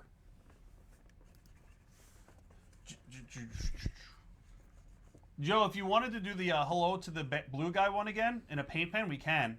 If you have extras, we'll see. Did I ruin it? No, no. I'm going to ruin this one. So that's for Brian Glover. There you go. So I was in high school. I went to school for graphic arts, and I made my own letterheads. Brian Heffron, blah, blah, with the Van Halen logo. Right. So I sent away for this. You got it, Tony. Thank you, Tony. Bootleg Contra is called Eruption Video. Right. I sent them a letter requesting a catalog, and somebody calls going, they thought I was with Van Halen. Oh, Like they thought I was like, no. And then like I wind up doing their since I could run a printing press and all that stuff. I was making their catalogs. Did you show this yet? Sorry. Oh, I'm sorry, buddy. I'm sorry. Here we go. There we go. And the guy who runs Eruption Video is this guy named Jeff Hausman. Right. He goes, hold on. He goes to do the official Van Halen magazine called The Inside. So I go to see Van Halen with Sammy, 97. Right. And I'm walking by, and this guy walks out. And I see a laminate that says Jeff Hausman. I was like, Jeff, Brian. He goes, I'm not Jeff. I went, all right. He You're gonna pretend you don't know me now? I was like, motherfucker, kayfabe. Wow. But now he runs the Van Halen store. So I bought records off that dude for Brian for Christmas. Right. And I had something was messed up with him, so I had to email the dude. And he knew the guy. He was like, oh yeah. I said, is that motherfucker Jeff Hausman? She was like, how'd you know? That's Of course awesome. he knows the guy that runs Yeah, the Van Halen. because he store. kayfabed me. That's fine. We're just signing this for Brian Glover. Okay. What's up, Chris Cohn? Chris Cohn says hello to you. What's up, bro? Somebody asked if there was ever hazing in ECW. I don't think there was ever hazing. Just ribs. Yeah, just that. Just ribs. Or people stiffing in the ring. Well, yeah, Sandman with the cane. Or, Yeah. You know. But, like, no, there was never really nobody really ribbed. Everyone got along. Everybody got, and it sounds like bullshit. Did people argue here and there? Sure. Family fights, you know. You know, you're on the road, like, you know, day 3 of a 3-day loop, and you're just a little cranky or a little sore. And somebody might have, you know, I've seen, like, maybe 2 or 3 arguments. Actually, I messed that up. Go ahead. Sorry. I'm listening to you. Sure. I No. just realized- But for real, it was a family. We're going to do light blue paint pen, and we're going to actually write to Brian. I Lauren. or to Brian with a Y or an I? I. Yep. BRIAN. And Lauren. Right up here. Where's Lauren? LAU. Okay, RAN, I and then want- we're- Yep. So to Brian and Lauren, then we'll sign your name. That one I just put over there was a dud, Joe. Hey, I have feelings, man. You don't have to call me a dud. No, that one was a dud. That was, fucking I know. with you. I know. I'm fucking- Yep. No, I got you covered, Brian. I paid for the personal relationship. Yep, I got you. I was looking at the wrong space. Zach Dickerson, you're up next. What up, Zach? All right. Say, for There you go, Brian. For me and Lauren. Boom. Or no. I'll do the meanie face. All right. Up next, we have Zach, photo number 1. This one we're going to just write to Zach, and I'll spell his name for you. ZACH. C-A-C-H. Zach This Dickerson. photo was also taken July 4th, 2005. Same time as this one. So if you ever need a date for this photo, July 4th, 2005, SmackDown Raw Super Show. What was your favorite place to travel to during ECW, town-wise? I mean, New Orleans was kind of cool. Yep. Just leave Bourbon Street, go back to the airport. Pittsburgh, I got a soft spot in my heart for Pittsburgh. I love Boston. Really, Pittsburgh, I always thought was boring. There was nothing to do there. It was, but that's kind of where I got my start with Okay. All Norm those guys. Connors. Like the first booking I got on my own that wasn't Al getting me booked. Right. Was for Norm Connors in Pittsburgh, and I was just going along for the ride, just to go to the show. And Norm Connors booked me, and then we became friends, and he booked me ever since. And you know that's where I got noticed for ECW was for Steel City in Pittsburgh. It's just Philly West. You know, Pennsylvania's basically Philly, Pittsburgh with Kentucky in between. Right. To Zach. Yep, to Zach, and we'll just sign your name. Okay. Let's see. Do you have something I got? What's that? Yep. Oh, yeah. We could do that. I don't want to try it. I don't want to fuck up Cool. the photo. Somebody asked if you were there for the Rob Van Dam Taz Pick a Hand story. We were just talking about this in my missed it. kitchen. Missed it by 2 I was minutes. there. I You saw saw the whole thing. Oh, yeah. Dude, here's I'm always the guy who walks in at the inappropriate time, all happy. Like, it was in Long Island. It was the weekend after November to Remember, Yep. 98. And I was ringside because Jack Victory had blown his knee out at the pay-per-view. So I went up to him to check on him. You know, how you doing? Right. I walk in the locker room. Hey, guys, how you doing? Everybody's just like this. And I'm like, what's wrong, guys? And then somebody, you know, hey, Rob Van Dam slapped Taz. I was like, oh. Oh. Yeah, I'll Right. shut up. And I missed it, but there was like 2 pick a hand things that one that we won't say. Oh yeah, hold on. I'm Sorry. There you go. There was a second pick a hand which we won't say who, but I think it's been documented before. So I don't I've want- heard. I know. I'm I not. We're don't not want- saying who. No, yeah, we're not yeah, saying yeah. who. But it's a guy I like. I like him I too. like Taz too, but that one's just out there. This happened to somebody, and I don't know if it's really out there, and I don't want to put the bad memory Of out course, there. Of course. I want to have this guy to relive a bad memory. This one is for Chris Cooper, and we're gonna write to Coop, C-O-O-P, What up, Coop? and then we'll sign your name. Cool. Brian Glover said, "Thanks, Rob. Can you tell Meanie that was the first picture me and my wife ever took as a couple? Was with him at Extreme Rising." That's awesome.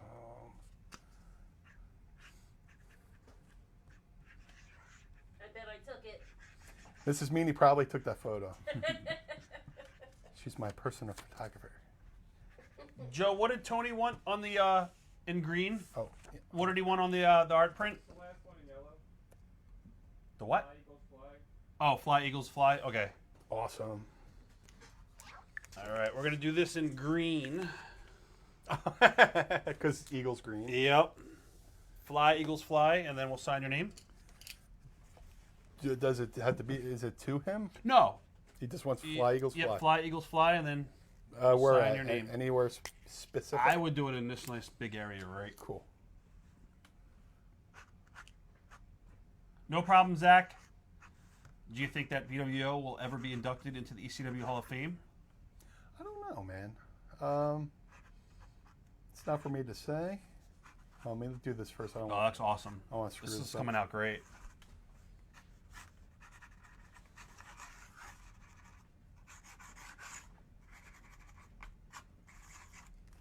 Yeah, that's awesome.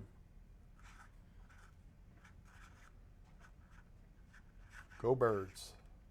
Damn. There you go. Tony, that looks awesome, Tony. Thank you so much. I'm a blue guy, but I like green. Yeah, no, that's great. Yellow and blue make green. So. Alrighty. Somebody asked your favorite food on the road. Uh, Photo number 5. we were just talking about it. We used to like to find like a steak and shake or. Yep. I'm trying to think of Did the. you do sushi ever in Fort Lauderdale? I did once with Dreamer. Yeah. Yep. Right out at the airport. No, there was another place that we drove to that was near the building where they did the pay-per-view. And then one time he said he went to that sushi place one time and Fairuza Balk was there. Right? Who? Fairuza, the actress. Oh, okay. From The crazy broad from the craft. She was in the craft. She was in the Water Boy. Okay, okay. I got so mad. I got hot. and no, who's going to get mad at Tommy Dreamer? Right. You met Fairuza Balk, son of a. I Chris Farley'd him, you know. This is for Jimmy Rooney. We're just signing your name. The Blue Meanie or the Blue Boy? Jimmy Rooney. Do you want him to sign it as the Blue Meanie or the Blue Boy? Just draw a butt. Yeah. We get just. What do you think? I could do both. Go for it. Make it He's not gonna care. make it a little bit extra special. Somebody asked if we still talk to Stevie Richards. Andrew Tam would like to know that. Yeah, we just talked the other day. I forget what about. I bought a rubber band from him. Yeah, Tracy. Resistance band. Stevie Richards Fitness. Check him out. He does really good stuff. Mrs. Meanie bought some resistance bands. You know, he does a lot of fitness stuff. He sells a lot of products. So if you want to support Stevie, try it. Check that out. Somebody asked if you ever want to open up a wrestling school. I kind of help out with the Monster Factory. Here You and had there. a big hand in Matt Riddle. Guys, he helped train Matt Riddle. True story. Yes. I was more of a life coach. Pretty much giving them the rules of the road and do's and don'ts, etiquettes. Yeah, when it comes to Matt Riddle, I mean, he's a state wrestling champ. He's a MMA fighter. He's a fucking god. What? He should be. Well, I can't take focus. It was me, Danny Cage, Wild Bill Wiles, Damian Priest, and QT Marshall. We all had a hand in helping Matt. We just took his MMA skills and we reprogrammed his motherboard. If he was a computer, we Right. reprogrammed him towards pro wrestling. QT from AEW, right? AEW. Oh, he was up here? He was living up here?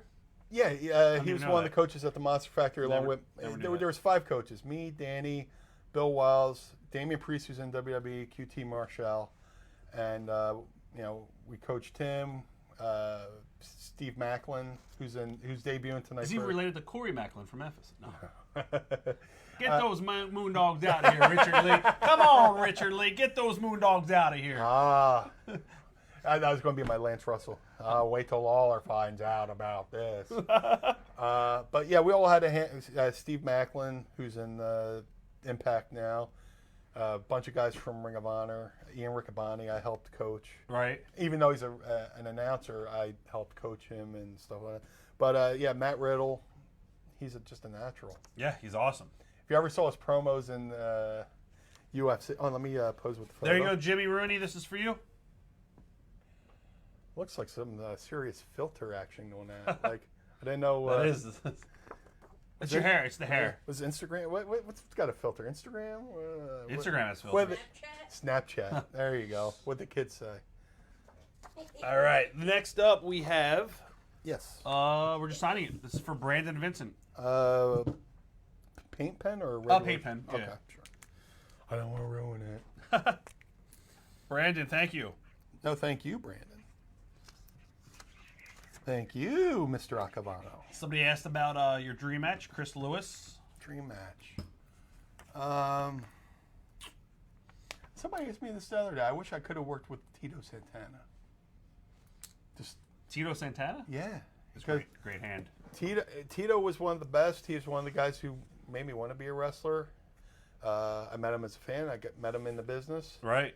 He looked out for me on the show when He's the nicest guy ever. he is. But he did the business the right way. He saved his money. He's got an awesome house. He teaches in high school now. Yep. His wife owns a hair salon, and that's just from, living. No drugs. Yeah, no. He never ages. I was in the elevator with him up in New York at the big event, and I said, "Man, you never age."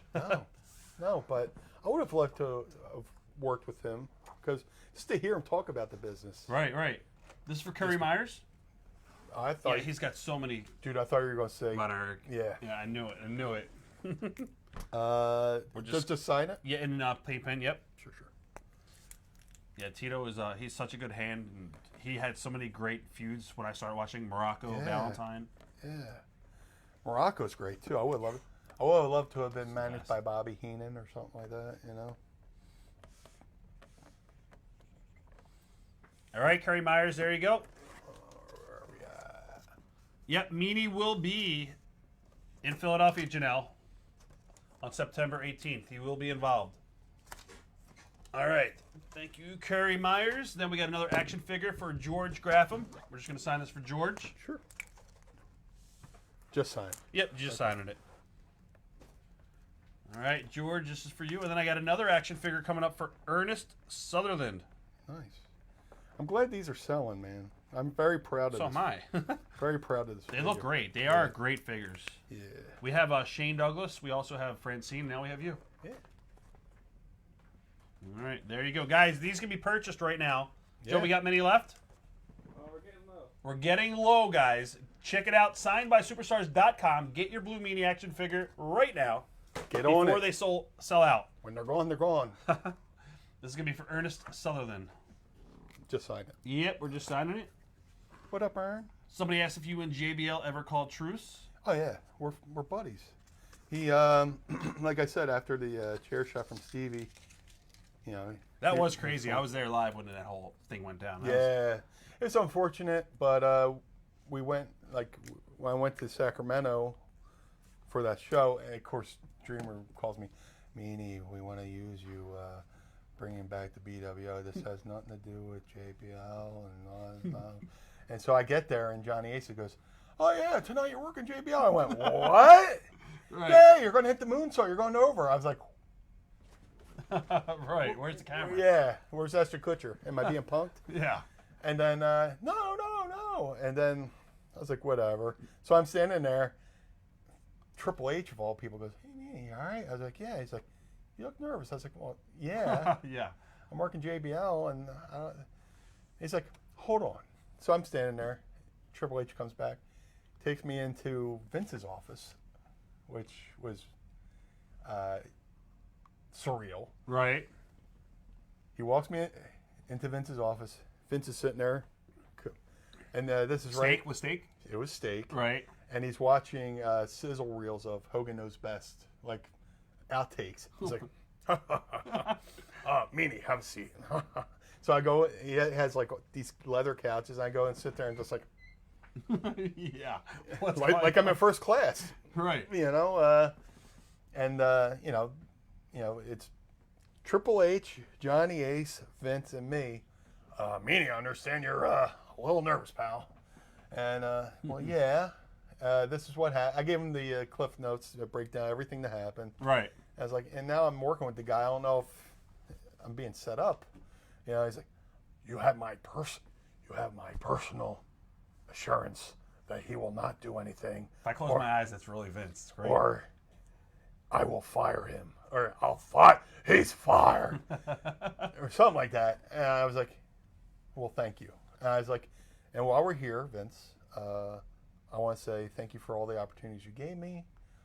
Because of you, I was able to take care of my family. And when I went there from 98 to 2000, I got to, you know, everybody's like, oh, I paid my dues. Wrestlers' family paid dues too, right? So when I got into the business, my grandma and my mom were supporting my wrestling habit. And I got signed with WWE. I walk in, tell my grandma, put all the bills in my name. She goes, why? I go, sign with the WWE. And she grabbed the couch because she almost fainted.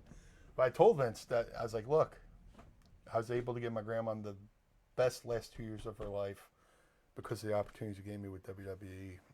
He's like, well, thank you, Meanie. And, you know, that was like a cool make good moment. Let me see. Did I pose with this? I don't know. That's for Ernest. That is an awesome story, though. And that same night, you know, I'm standing there, and JBL comes up to me and goes, Before or after the match? This is our first time together after One Night Stand. And, you know, I'm standing there talking to everybody, and I see him walk in. He's got the cowboy hat on. And I'm just like, I'm bracing because he's about to walk behind me. And it's like that scene in Jaws, but his cowboy hat was the dorsal fin, like, doom, doom, doom, doom, doom, doom, doom. Right. And he walks by. Whew, he comes up to me, like, want to talk? All right, yeah. So you've been to TV where there's signage everywhere. Yes. Catering, tailors, locker rooms, this, that, and other thing. So we're walking to a part of the arena, and I'm seeing less and less signs. I'm like, oh, shit. Where are we going? The fucking boiler room? Right. It's like, if we walk into a room and there's plastic on the floor, I'm fucking running. I ain't getting Joe Pesci than this motherfucker. So we go into this empty room. Just you two. Just me and JBL. Shuts the door behind him, turns around and goes, well, we could talk or we could fight. I was like, well, obviously, I don't want to fucking fight you, dude. And we talked. And I was like, what if you hit him? Oh, he said, all right, fucking hit him. Yeah. What's that? Yeah, but like I gave him the laundry list. Hey man, this is what happened. This is blah blah blah blah blah blah. Right. And to his credit, he said, I don't remember any of that, but I'm sorry. And we talked about it. And then he went into like how when he was in the NFL and he was in the playing for the Raiders, he got hazed and all this stuff. So it was kind of like in his nature to like rib the young guys, whatever. Right. So I'm not gonna say anything. Go ahead. It's in the past. Yeah, we shook hands. He's like, well, let's go make some money. I was like, all right. And he's like, and he was saying to me, he's like, I've lobbied, for Vince to use ECW guys. He's like, I love Axel Rotten, I love Balls Mahoney. I wanted to get them in here and stuff like that, and let's go in there and make some money. And was he snug that match or was it super light? No, he was always snug, but like my issue with him like during that era is just like there was like some shots that were like potato shots to the back of the head, which shit that's like illegal in boxing, right? And but this match right here, he took care of me. We were supposed to have a little bit of a longer match, but as TV goes on, matches go long. But I think our time was just perfect with this match, and this is right after the chair shot. There's a little bit of blood there, but dude, that's probably one of the best moonsaults of my life because I didn't give a shit where I landed. Right, I was just like, I'm on TV. I'm wrestling the former world champion. This is gonna be on national TV. And you know what? Out of a shitty situation because the situation I was in before that. Yeah. I was in a shitty relationship. Yep. The promotion I was running shut down and all this stuff. I call those years like the dark years, but it took a shitty situation like the JBL thing to kind of pull me out of that. I know what you mean. Because I went back, I was being a version of the Blue Meanie at that time. I wasn't really like the true Blue Meanie. I was trying different things. And doing One Night Stand, I got to be this guy again. And I fell back in love with being the Blue Meanie. And then, the JBL thing happened. And then like there was this outpouring of support, and then I started getting booked, and I got my life back. It sucks what happened, but Negative turned into a positive. yeah, every dark cloud has a silver lining or whatever, 100%. But it sucks that it happened, but And you gotta tell him when you went to go say hi to him at. oh, dude, was it Legends of the Ring? we're at Legends of the Ring, and I know they had JBL. Oh, and Ron was there. JBL and Ron were in a room, and they were doing a photo shoot with the poker table. I have a picture with them there. So I was like, let's go say hi to JBL. So I guess at this point, Ron Simmons didn't know we were friends. Right? And I walk in the room, Ron Simmons sign looks up, sees me, and goes, "Oh shit!" Like he thinks I'm coming in. Right. And then we shake hands, and you see him. An incredibly deep voice. Yeah. Oh shit. Yeah, Ron Simmons sees me going towards JBL and goes, "Oh shit!" Like I'm going to fight JBL at this fucking convention. That's awesome. And we shook hands, and we took a photo, which is out there, but Right. We're just signing this one. You should have done the Al Snow thing and like made your glasses all messed up. Al Snow does this thing where, like, if a fan with glasses takes a photo with him, he puts their glasses like this, Right. and can be like, That's an awesome shot. "Yeah." I should have put my glasses like this and had JBL like. That would have been awesome. I did that with Butterbean. I think I did that with Butterbean. We're just signing this for Ernest Sutherland. What's up, Ernest? Ernest is like, sign my picture, won't you? Sign the fucking photo. There you go, Ernest. Let me make sure it didn't dry up. Yeah, he should have said, "Oh damn," instead of "shit." Yeah. Oh hell. All right, we got another one too for David Machado. We're gonna just sign that one. Where are we at? Let me see. There you go, Ernest. What up, Ern? All right, and then we'll do the same thing on that one. Just sign it. Yep, just signing it. And then we're gonna grab an art print and sign that one for Andrew Mine. Cool. Thank you, David. Thank you to everybody who's here, by the way. Yeah, guys, thank you for tuning in. It's been a great show. Lots of great stories. If it wasn't for you guys, we'd just be two guys sitting in front of a camera. I'd be playing video games. It's like Wayne's World, Yeah. you know? Yeah, seriously. We're in your basement, you It's know? so weird. Wayne's World. Wayne's Party World. on. Excellent. Art right. print. Yep. This is gonna be for Andrew Mine.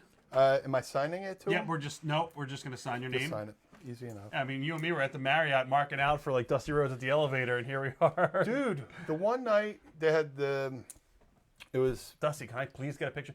When I get down, baby. yeah. No, you're not coming back down. You know that. Business in the genius, baby. NWA Convention Center, same night, WWF? Spectrum, Oh, it was awesome nights there. and Flair and Piper run into each other in the lobby. There's a And picture of that, I think, somewhere. there's a picture in Piper's biography on Yes. Annie, and I took a photo 2 seconds before that photo. I saw you post that. I posted my photo, and the one in the biography, it was like seconds apart. It's amazing. And like, there was only a handful of people there, and we're watching like It's yeah. Flair and Piper hug, and they're like, and they're talking. So I go to the Spectrum show, and like we're telling our friends, we just saw Piper and Flair, and they're Right, like, right. they're like, Piper's gonna be a horseman, and yeah, shit like that, you know. Dude, the Marriott days were the best days of my life. I was like 16 and 17 when I would go to the It's Marriott. basically pre-ECW because it was the same ECW fan crew. Yep. What was your favorite Marriott moment? I've had so many there. I mean, oh my god. Oh my god, well, probably having to see Flair and Piper. I saw Andre there. Andre the Giant. Only time I've ever seen him, besides going to the Spectrum, see him live. Only time I've ever seen him outside a ring. I saw Andre at the Hotel Bar WrestleMania 4 weekend in Atlantic City, because Trump Plaza, there was a bar in the lobby, and it was open air. It was just barricaded, Right. and like you could look in or whatever. And Andre was just sitting there drinking all night, and I was standing in the hallway just staring at him. And he comes out to take a piss break, and like security walks by him, but I was just like, Yeah. Andre main evented the first match I ever saw, which was Atlantic City, 1982-ish.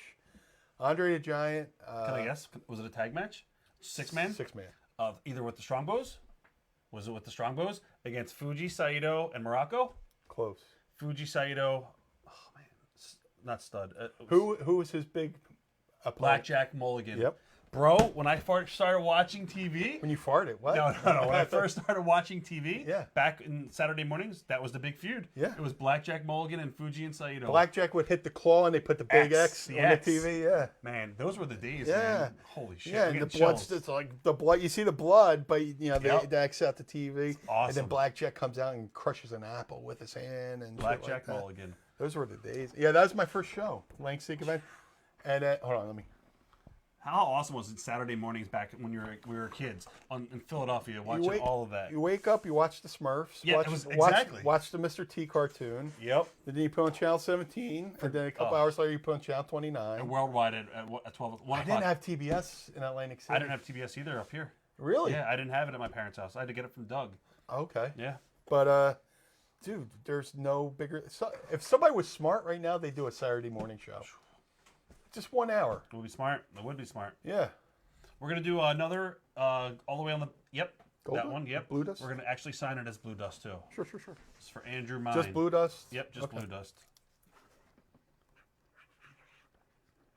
So when you were going to the Marriott, you used to live in Atlantic City? Yes. That's what, wow. You and I had like a mutual friend. I don't even know if you're Justin Rosanio.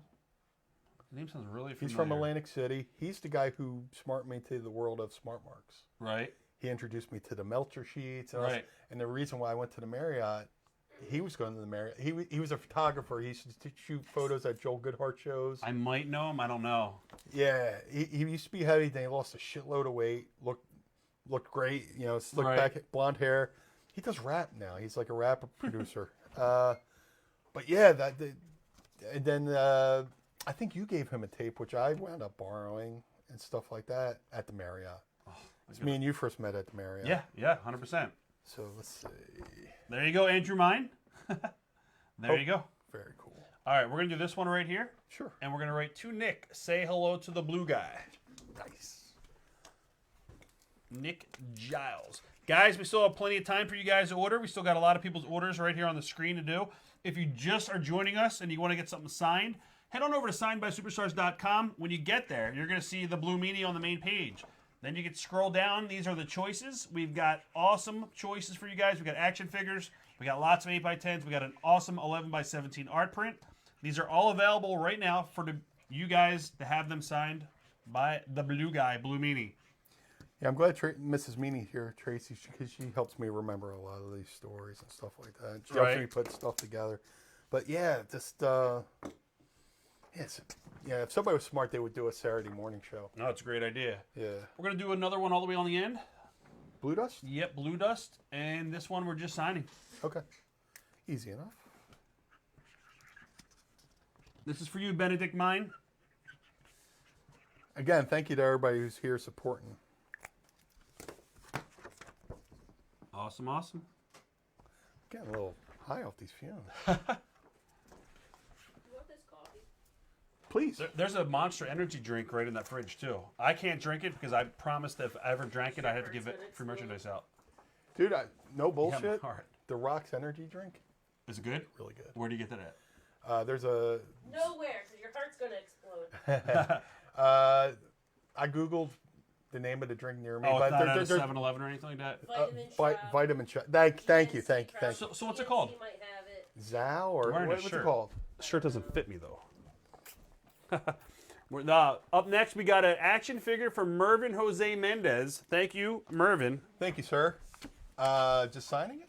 Or- Yeah, we're just going to sign this one. Okay.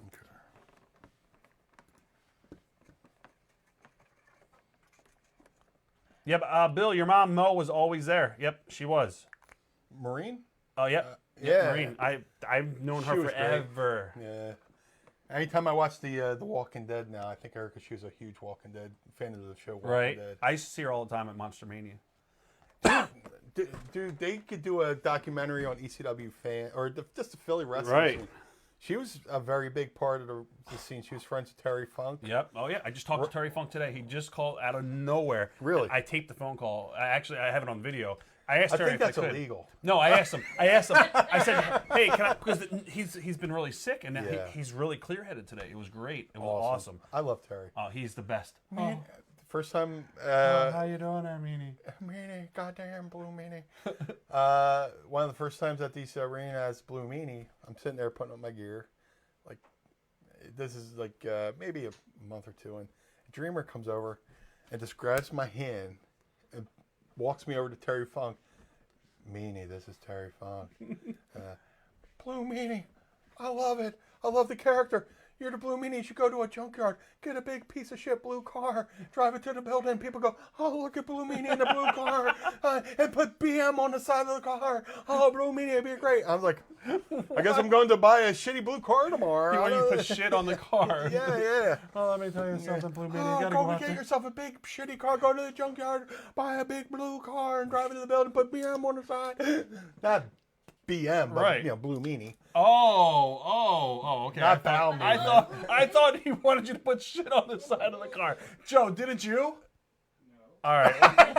Well, all right. I thought he wanted you to put BM on the car. Joe sold you out. He did. He totally no sold. Whatever. Am I just signing this or No. We're gonna write "Say hello to the blue guy." Awesome. Yep. I love Terry Funk. Yep. I'm gonna actually post the interview that I did with Terry today up on.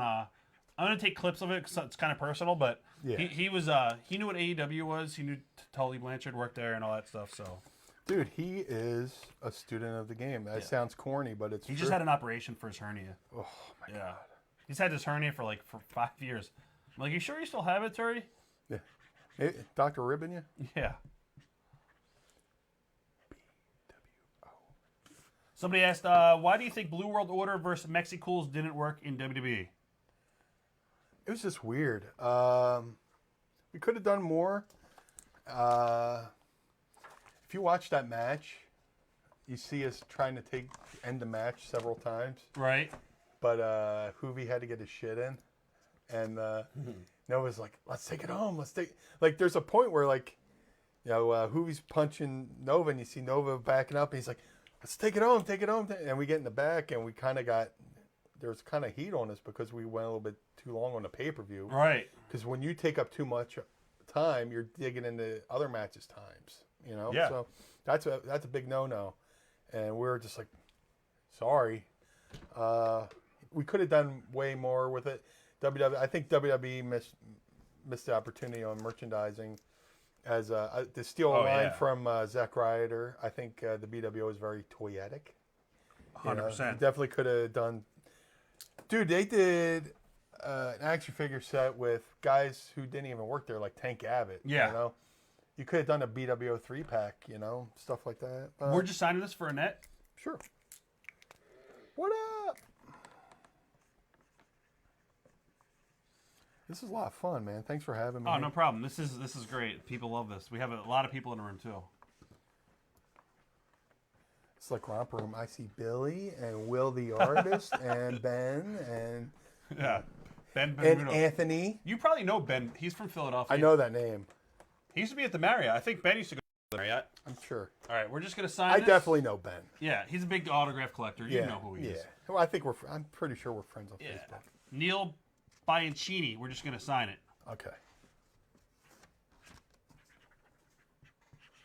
Ben actually asked if you remember doing moonsaults in the middle of the ring at the convention in Salem. That was the convention with Blue Meanie. Oh, no, it was Candido and Sabu in the cage, right? Yep. Yeah. Somewhere there's a tape of that. I have it. We sell it. It's on DVD. My moonsault?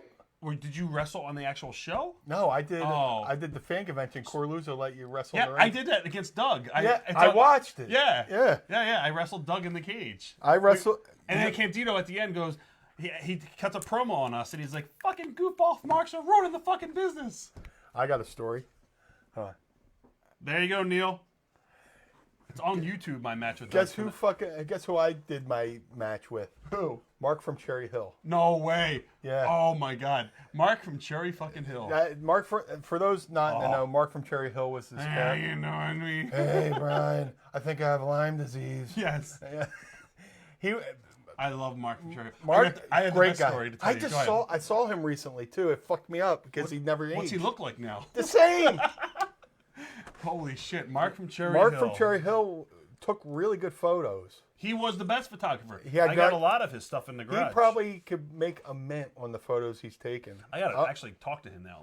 Do you know his last? Not saying on the air, but do you know his last? No, name? but I could get it in a heartbeat. I need to call Mark from Cherry Hill. You could do a book on just his photos. He was the best. He talked very monotone.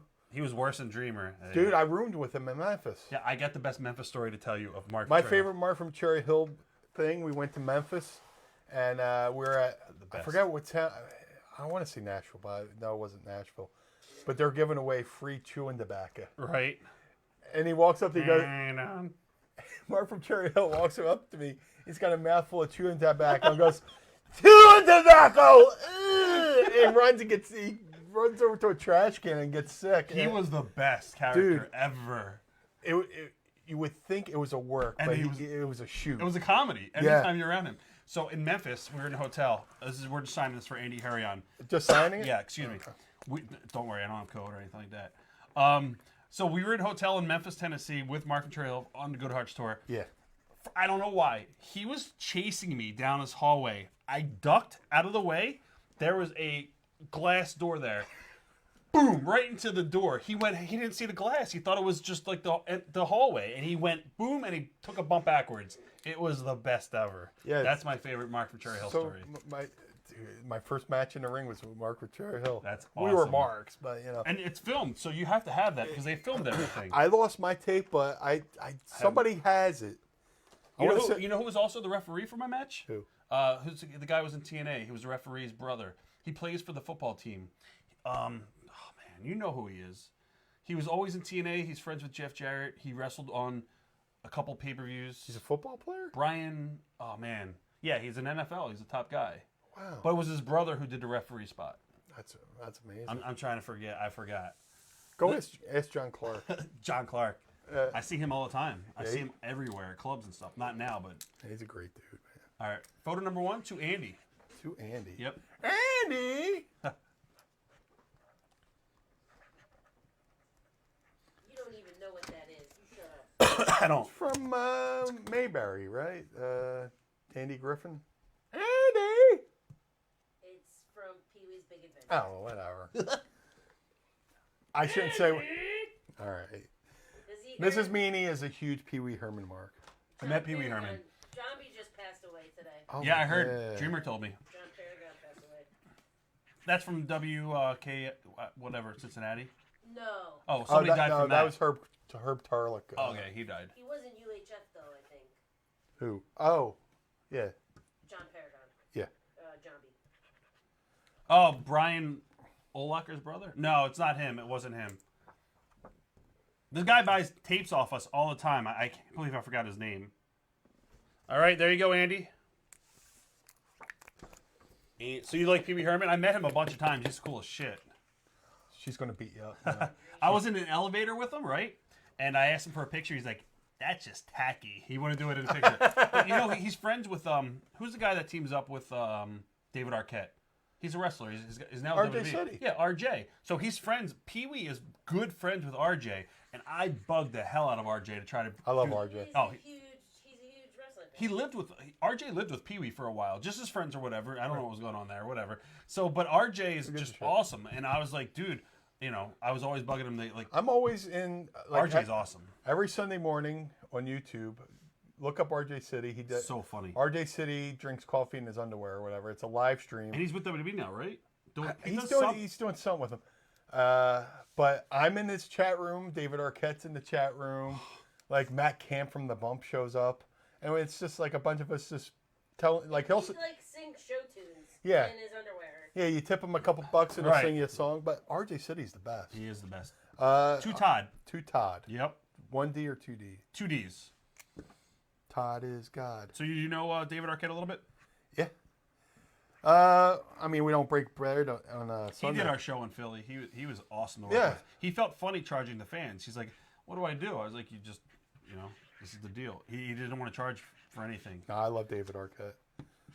David Arquette, He's the best guest on Howard too. he didn't he donate his WCW pay to Brian Pillman's family? Yeah. Yep. Yeah, he didn't make a dime from his time in WCW. He gave his money to Brian Pillman's family. So That's awesome. he's a winner in my fucking Yep. book. All right, there you go, Todd Schwartz. I will say this though, I do mark out because like we follow each other on Instagram. So if David Arquette likes a photo of mine, I fucking pop. Oh, that's awesome. Little name drop. Jason Schneider. We're just signing this for Tell him to Jason. block you. What's that? I'm gonna tell him to block you. Oh, you will not. Yeah, we're best friends. I just tried writing to David. He no-sold me. That son of a bitch. To Jason? Nope, we're just gonna sign it. Just sign it. Yep. I don't want to fuck up. A line from Owen Hart. We are, Don't- Nathan. We're trying. It will probably happen soon. A line from Owen Hart during the autograph. Meanie, the more I sign my name, the worse my signature gets. Owen said that. Yeah, Owen Hart would rib you when you're doing autograph signings. Like, say you're there, I'm here, Owen's there, Right. and like before a Raw or something, they would have a group of guys just like do a meet and greet, sign. So I'm looking over and fucking Owen's like scribbling under your name, you know? Right. I'm like, what the fuck? So I called a fan over. I was like, what? Let me look at that. It says, you know, underneath the Blue Meanie, it says, call the police. Or, I'm very lonely. I find you oddly attractive. And he would just write shit underneath your signature as if you That's wrote awesome. it. Yeah. You have any Owen autographs? They're worth like $400, $500 now, legit. Yeah. I met him at the Marriott. I met him too at the Marriott. Yeah, that's where I met him for Goodhart when he worked. I didn't meet him for Who did he that. wrestled? The Japanese guy, Azuka. Takayuki Izuka? Yeah, he came in for Where the that. rope broke. Yep. All right, this is for David Machado. This is what we're gonna write on here. 2800 Studio. The blue guy. I know that. Yeah, 2800 Studio. I know you.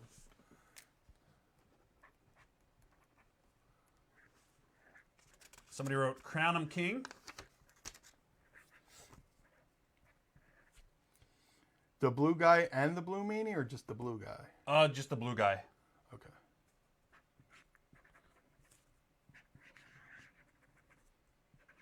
Sam Garcia said that Arquette didn't charge him at all when he saw his necklace at my show. Yeah, we had him at our show. We weren't able to announce him until like the day before, but it took a long time to get him to come to our show. Oh, yeah. Oh, sorry. You want to hold it? There you go. It stole your fire. Steal my heat, brother. Woo! All right.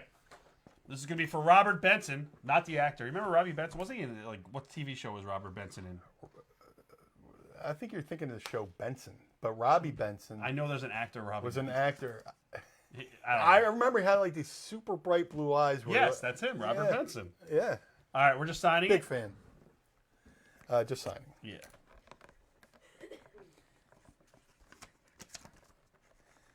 I forget. Yeah, Robbie Benson. He was around that era when like they had Christy McNichol and all those '70s teen heartthrobs. No, it wasn't. It wasn't Dan Angler. Who else was from the NFL that came in and did an angle? Guys, look it up on the internet. Who Google Jeff Jarrett working with former football player in TNA. Now I'm trying to figure out who it was. It's going to kill you. Yeah, it is. I'll figure it out. I'll figure it out as soon as the show ends. That's always when it happens. Devin Miller, we're just going to sign it. Devin, what's up, man? Teddy Wycheck. Boom, there it is. Teddy Wycheck. So whoever Wycheck is, whatever football team, that's him. Teddy Wycheck. That's who I was talking about. He was the ref or he his was brother? the referee, but his brother's the football player. That's So cool. do you know who Wycheck is? I know the name. He's from Philly. Yeah. It's amazing how many football players are wrestling fans. Yeah, no, for real, there's a lot. All right. Up next, photo number 1. We're just going to sign it. Just It's sign for Adam. I can't even pronounce your last Just name. sign it. Right? Yep, just signing it. You were there for Limp Bizkit, right? With Carino Angle. And I was in Peoria? WWE at the time, but You were gone in ECW. During ECW you left the company a little bit. I don't remember. Seriously, from WWE '98 to 2000, I went to WWE. Bro, I thought you were there until the end. No. Holy shit. Well, I was there at the end. I you came came back. back, right. Yeah. I don't remember you leaving. I really don't. It's crazy. It's a blur. Everything is a blur. Yesterday we were at the Marriott being Marks, and here we are. It's crazy. Your Wayne's World set up. Dude, man, You were like 16. I was 16 back then. We were both like, how old are you now? I can't. I'll write it down because people think I'm in my 30s, and I'll be one. Well, obviously I'll be 1 year older in July. Yeah, but yeah. You got a year on me, so. Isn't that crazy? Well, on that maybe not. But dude, we were kids. I know. Just hanging out, and So that. you're like 70. I always say follow your dreams because you can do anything you want. I always knew I wanted to be in wrestling business. I wanted to wrestle. I did stuff with Kettner, but that didn't matter. But Right. I always wanted to be in the wrestling business, and If you visualize yourself doing it, 100%, you can do it. 100%. I legit, and this is no bullshit. I legit like got in the business. I would visualize myself with Raven's flock, not as the Blue Meanie, Right. but doing something. Because I was a big fan of Raven. I I thought he was a love great. Raven. And I was like, yeah, I can see myself doing that. And then, lo and behold, I did a series of like 3 shows in a couple months, and he watched. Raven's Watched going to be them. at Battleground. He's going to be at our convention. Wait till you He's see what Raven's going to be doing at Battleground. It is going to be awesome. Very cool. We're going to write, this is for Greg Manafoletto. We're going to write to Greg, Greg, hey, yo, the blue guy. Okay. Let's see. Ian Schultz said Frank Wycheck. So that's the name of him, Frank Wycheck. All right. TJ said, who smelled the worst that you ever worked with in the ring? Should I redo this one? Because I just wrote over Nova's face in case he wants to get Nova to sign it. It doesn't matter. Okay. Yeah. You should make a mustache. Somebody asked who was the worst that you ever worked in the ring that smelled. Nobody really smelled. Were you there in not Atlantic City, Trenton, when I think it was either Balls or Sabu shit himself? Sabu shit himself It was probably Sabu. against Tommy Dreamer. Blue Meanie stepped in Sabu shit one I time. stepped in Sabu's poop. Where did that happen at? It was upstate New York, the Orange County. Can I re-sign this? Yeah, go for it. I Yeah, fucked up. Yeah. It's going to eat me alive. Okay. To Greg, right? Yeah. Sorry, Greg. To Greg, hey yo, the blue guy.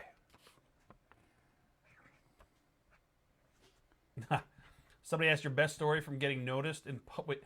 What is it? Oh, what is the best story from getting noticed in public? Just going about your regular day to life. Oh, hey, I got one. Bring it on.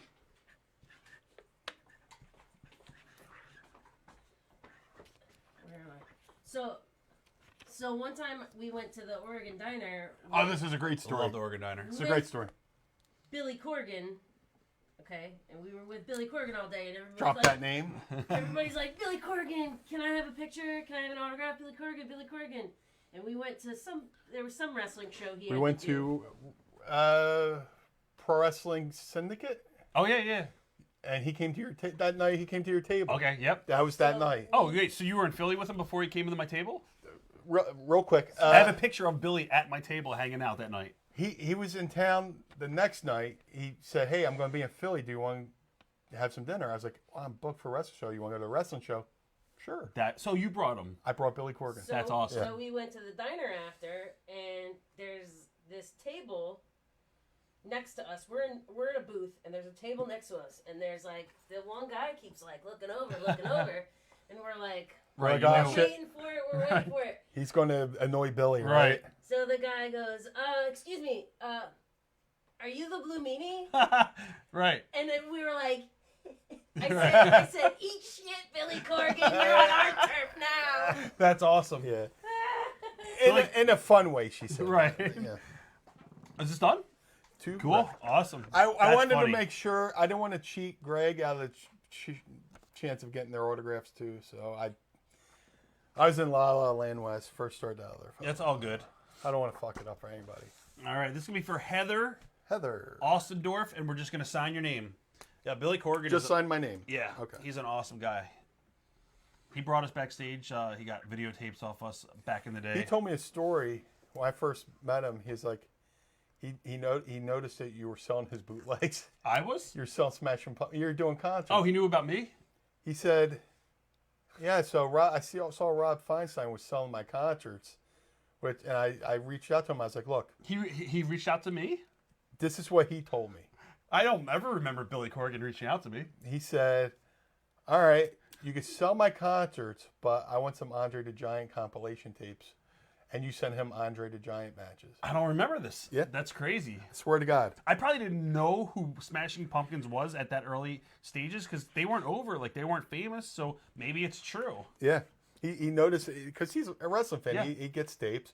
And then, like, you start doing concerts for a little while. I only did it for a real short time. And he must have had the catalog, and he saw, Smashing Pumpkins. He probably had the catalog because he was a wrestling fan. Yeah. That's awesome. And he said he reached out. He's like, look, you can sell my concerts, but I want some Andre the Giant matches. That's a great story. I didn't even know that. Yeah, That's yeah. crazy.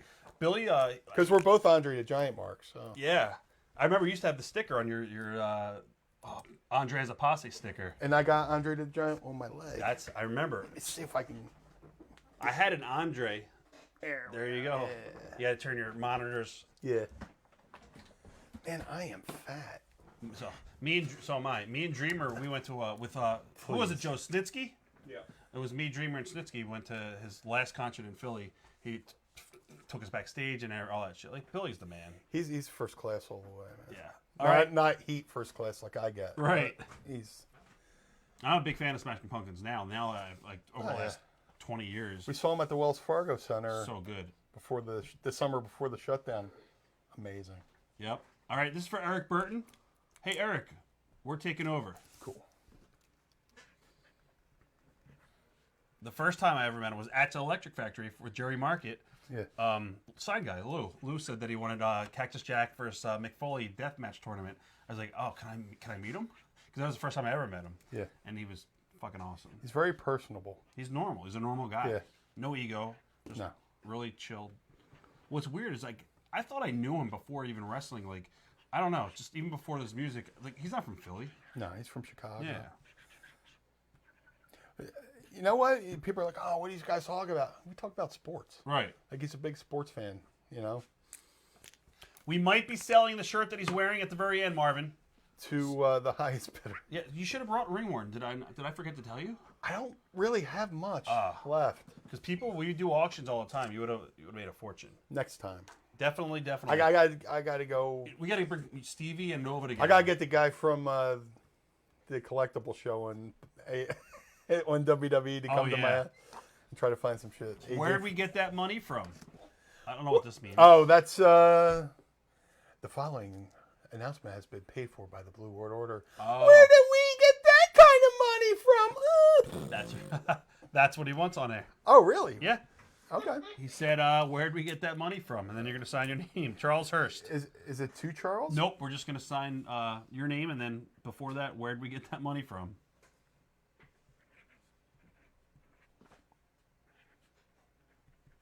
Not tomorrow, Derek. We're off on Fridays. We'll be back on Saturday. Guys, if you're just tuning in for the very first time, we do live auctions and live merchandise sales. That will be taking place on Saturday. So on Saturday at 2 p.m., check back in with us. We'll be here. We got tons of new merchandise. That's this Saturday at 2 p.m. Tons of autographs. We just got Paul Heyman autographs that are all JSA'd. We have original Paul Heyman P-Series promos. Nobody else has them. You know Paul Heyman. Yeah. Good guy. Good guy. So that will be taking place on Saturday. Got brand new Darby Allin How stuff. are you, Meanie? Hello. Hello, sir. Yeah, yes. Hello, sir. Where did we get that kind of money from? Studio. Hello. You know what that's from, right? You ever call the studio? Oh, yeah. Studio. Hello. Paul's not here right now. But And meanwhile, it's Paul. Yeah, Paul. Yeah. It's Paul. This is you. This is not Paul. I'm like, what? All right. We're doing art print. Nice. And we're going to write, say hello to the blue guy. Very cool. All right, Charles Hurst, this is for you. Is it two Charles or just say No, we're just hello. Yeah, say hello to the blue guy. Guys, we got about 10 to 15 minutes left, guys. 10 to 15 minutes left. If you want to order something, we suggest you do so right now. Signedbysuperstars.com. If you don't have an account, create one. Takes 10 seconds. After you create an account, you pick out which photos you want, and the Blue Meanie will sign it right here live on camera for you. If we have to go along, we'll go along. Yeah, we don't have a time limit. Yeah. But if it gets slow, we're going to the casino. Yeah. I'll let you Oh do yeah. your Yeah. thing. Let me. Thank you, Anthony Alexander. We're glad you like watching the shows. What's There up, we go. Jeff from Seattle? Jeff, I got brand new Randy Orton pieces coming in as well. Randy's a great guy. I had a bad experience with Randy. Now everything's cool, but I had a really bad experience first time I met him. I did a very, very, very bad taboo thing. Hold on, I'll tell you in a second. All right, let's bring out. Did you call him Randall? No, I asked him for a picture at TV. Oh. But it was way after the show was over. He was smoking a cigarette on the deck outside. And I went up to him, and I was really nice. And I was like, I gave your father a bunch of VHS tapes. Because when Bob Orton came to our office, he said Randy was just starting out with the company down in OVW. He was looking for a finisher. So I gave him tons of All Japan stuff, like tons. So he watched all these All Japan videos. So I saw Randy. I was a huge mark for Randy. And I said, hey, I know your dad. I worked with him a bunch of times, blah, blah, blah. I gave your father a bunch of VHS tapes. Nobody was around at all. TV was over. They were doing the trucks. I said, can I get a quick picture with you? He's like, he was cocky. He's like, whatever, do it. And I would never have done it in the locker room, obviously. It's like number one rule. But now everybody does it in the locker room. Yeah. So anyway. It's a different age. Yeah. We couldn't get the camera to work, and he cursed me the fuck out. Really? We got the picture, but he's like, maybe next time you'd fucking have the camera ready or something like that. He was probably just being in character. Yeah. But then again, if you watch any interview with Randy, he talks about when he was younger and he was a different guy. Oh, yeah. He was a dick. But, dude, he was such a good guy. I met him at my last TV. It was Bridgeport, Connecticut. Right. And he was coming back. I don't know what. Maybe he's coming back from an injury. He was in the hallway. I went, hello. He goes, hey man, nice to meet you. Hey, nice to meet you. And that was it. But now, we're Twitter. We follow each other on Twitter, and right. We've had a few cool interactions. He's a great guy. Yeah. And I don't care what anybody says. He's the best wrestler in the world right now. Oh, he's awesome. This is gonna be for Jeremy Taylor. We're gonna do an art print. Okay. We're gonna write to Jeremy. And you know how to spell Jeremy, Jeremy. Jeremy spoke in class today. And then ECF and W, and then sign it. Cool.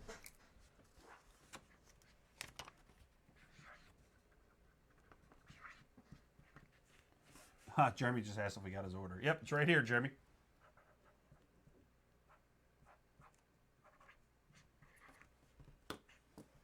And then after this one, we're going to just sign another art print. We're just going to sign it.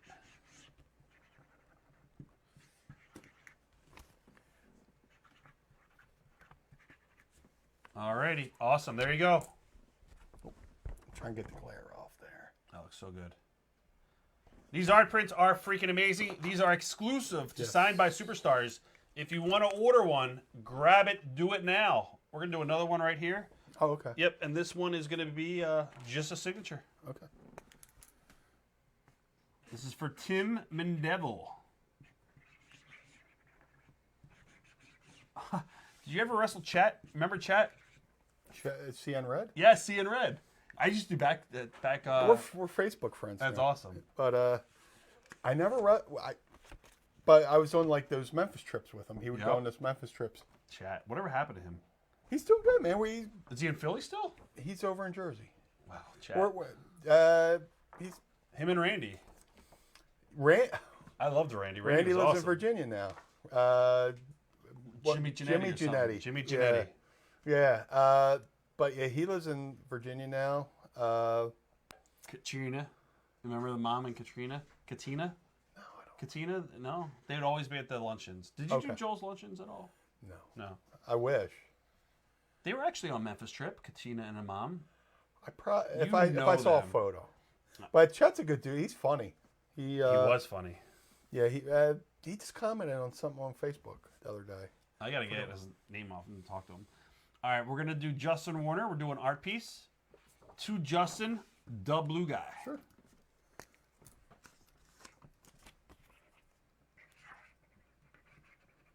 Ian Schultz, we were just talking about Mark from Cherry Hill just 20 minutes ago. Yeah. Ian Schultz has been around. You know Ian. The blue guy. Yep.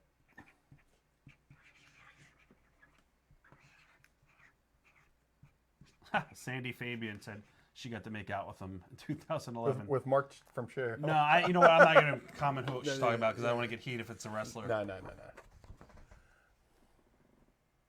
Katrina walked Rude out at Joel's. Yes, that's right. She did. She managed Rude. You guys show me a photo. She was a Rizette. Oh, well. Oh, yeah. So was the mom. All righty. We're going to do photo number 3. It's a family business. Yes. Yeah. We're just going to sign this one. This is for Chris Cohn, but we're just signing it. No. The Blue Meanie? Yep. We're just going to sign it as the Blue Meanie.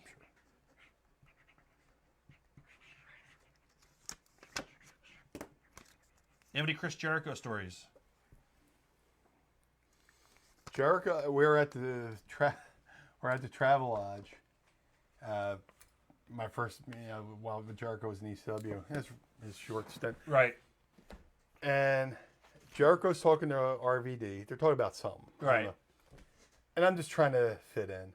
And I walk up, I go, hey, yeah, you're Lionheart, Chris Jericho, and You said. you're Rob Van Dam. And Wait, this is when you were a fan or when you were I at was, the I company? was Blue Meanie. Right. I was kind of. This is how I interpret myself. Like Chris Farley. I was like being Chris Farley Chris with Farley like show. Chris Farley when he's talking to Do Ringo, you remember?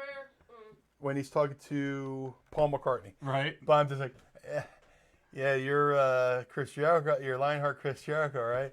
And you're Rob Van Dam. John Claude Van Damme was in a movie called Lionheart. Is that what you Get said? it? And they're just like, so anyway, I was just like, I'll be over here. That is awesome. That's I was awesome. just trying to fit in, That's actually funny. But Jericho's great. We were on the stage with Fozzy. We saw Fozzy at the MMRBQ on my birthday, Right. and Rich Ward, the guitar player, had me. I got to stand side stage for Fozzy. Sweet. Great band, man. Great. Yeah. All right, we're just gonna sign this for Nathan Dill. Sure. I almost wrote Nathan Dill. No. Oh God, no. You keep your mouth shut. That was my Ric Flair impression.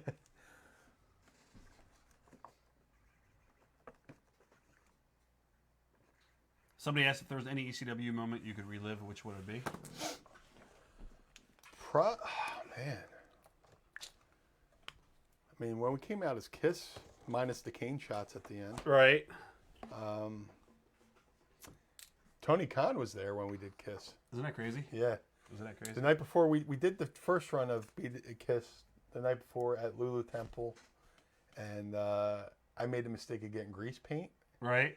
and it's fucking summer, and we're sweating, and we're having to wash our face and reapply it, and then we said, fuck it. There was like this huge walk-in meat locker at Lulu Temple. We painted our face, and we went and stood in the freezer, so our makeup wouldn't run. Somebody was like, all right, your music playing, and we hit the ring. So the next day, I remembered do the liquid latex acrylic paint, which is what we painted our faces with anyway. It's liquid. Road Warriors use it, Sting, Ultimate World use that. And then, when we come out as Kiss, you see a young Tony Khan in the crowd holding up a sign saying, we want Jer, which is our mutual friend Jeremiah Evans, who has an awesome Instagram page called Too Fast for Blood. He sat behind the timekeepers and he took photos at all the ECW shows. He would drive out from Kentucky just to watch shows in South Philly. That's crazy. And he's got an awesome Instagram page. They use some of his photos for Dark Side of the Ring. Me, Jeremiah, Del James from Guns N' Roses, and Tony Khan and Mike Johnson would all be in the same like AOL chats back in the day. It's great. It's so bizarre. Isn't that weird? Yeah. This one we're gonna write on here. John, say hello to the blue guy. Do you remember the fight that happened in Lulu Temple with Fight. Sandman and the Bruise Brothers? Do you remember that fight? Wasn't that It carried over from another building, I think. in Jim Thorpe? They beat the shit out of him. Yeah. Oh yeah. They beat the shit out of Yeah. Sam. Like they were tired of getting stiff by the cane shots Yep. and stuff like that. And it was me, Raven, Stevie, the Bruce brothers in the ring, and they just put the fucking boots to him. And I didn't know they carried over to. Oh yeah, that was the night that Paulie said either kill each other or end it, and they ended it. Yeah. But that was at Lulu Temple. To John. Yep. To John, say hello to the blue guy. Somebody said, "Great Killer Clowns shirt." Somebody said that. For Mrs. Meany. Any memories of the Ross Raver Ice Garden? Give me 1 second. I don't want to fuck this up. Say hello to. The blue guy. Uh, Guys, we're about to close the website down in the next couple minutes. If you're going to get something, do it within the next 2 minutes because we only have a couple more to go. So if you want to get something signed, order it now. what was the question? Any memories of up in Ross Raver, up near Pittsburgh? Pittsburgh crowds were always great for ECW. So much money up there. Shane and who was his partner? Cody? Cody Michaels. Cody Michaels. They were really great at promoting Pittsburgh. Those loops were fucking phenomenal. Oh my God, Ross Draver, and then the that building was great. Yep. Great acoustics, great atmosphere. Just every show. Nothing was better than Buffalo. Burt Flickinger Center. That was an amazing building. That was. Look, I'll always say ECW Arena is my favorite. Oh yeah. You know, but Queens too. Queens, ECW Arena, Buffalo. Fort Lauderdale War Memorial. Yeah. The smell as soon as you walk in there. Do you remember the smell? No. It's a musty smell. It always hit me every time we'd walk in there. One time we went to the building in Fort Lauderdale, and me and Nova and a couple of other guys went in the room and put the stuff down. I think traditionally it was somebody else. It was Shane's locker room. Right. And he walked in and saw. He wasn't mad. He was like, "Huh." It's like we kind of beat him to his own locker room. But what else was? What was I going to say? ECW ran the show where they filmed the movie Slapshot. Oh yeah, and Ross Draver. No, that Johnstown, Pennsylvania. Oh, okay, Yeah, that's right. And we're all walking around. Oh, this is where they filmed that. And all that stuff. This is to Aaron, 2 A's, double A. To Aaron, BWO for life. To Aaron.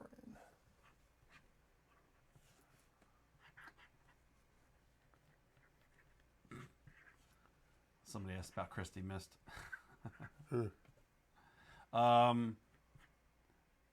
Thoughts on Dolph Ziggler and Jeff Hardy? Love them.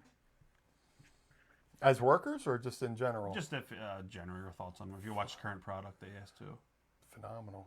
Yeah. To Aaron, BWO for life. Guys, about 1 minute left. If anybody was going to order anything, do it now. If anybody is ordering something, you might want to let us know you're about to order something because we're about to shut down the site, guys. Jeff Hardy's amazing. I love Dolph, too. He's a fucking machine. He should have got a big push. Yeah. A bigger push. Yeah. All right, Nathan Dill. We're going to write on here. To Lawrence, Job Squad for life. To Lawrence, Job Squad for life. Yep, we talked a lot of stories too. A lot of JBL stories tonight. A lot.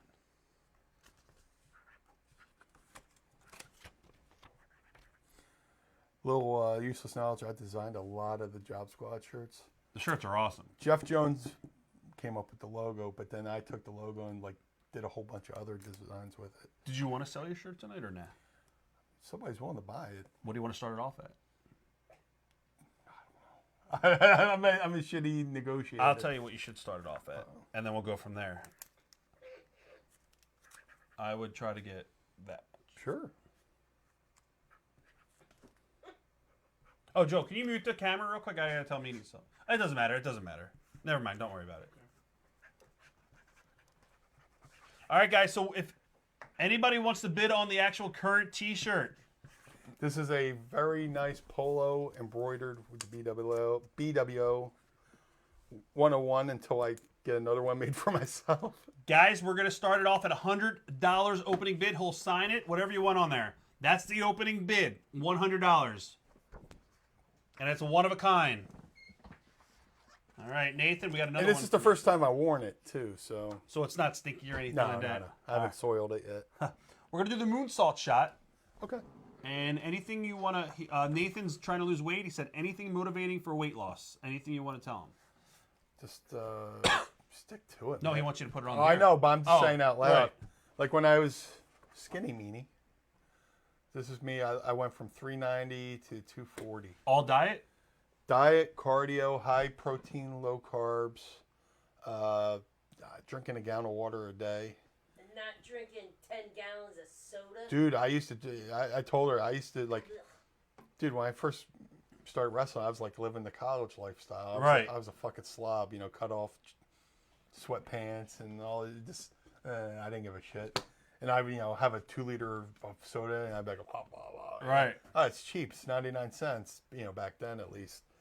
And, eventually, WWE asked me to lose weight. I lost weight. I lost 160 pounds and they still fired me. So, to Nathan?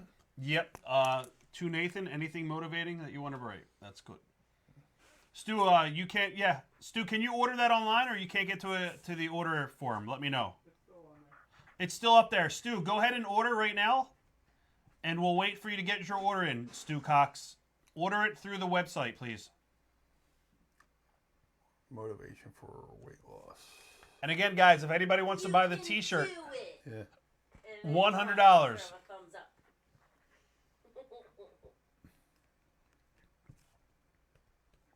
You can do it, buddy. Stu, please, if you can, don't be lazy. He said he's just lazy. Don't be lazy. Get up off your feet. Well, actually, you're sitting down. You don't have to get up there. Stu, you got to go through the website. Guys, I just had this made today. This is another painting, guys. Basically, I'm doing the same thing as I did earlier. It's going to be $200, but what's good about this piece, this is a canvas. It'll be $200. I'll give you a free Meanie autograph. Meanie, don't worry, I'll pay you for the autograph.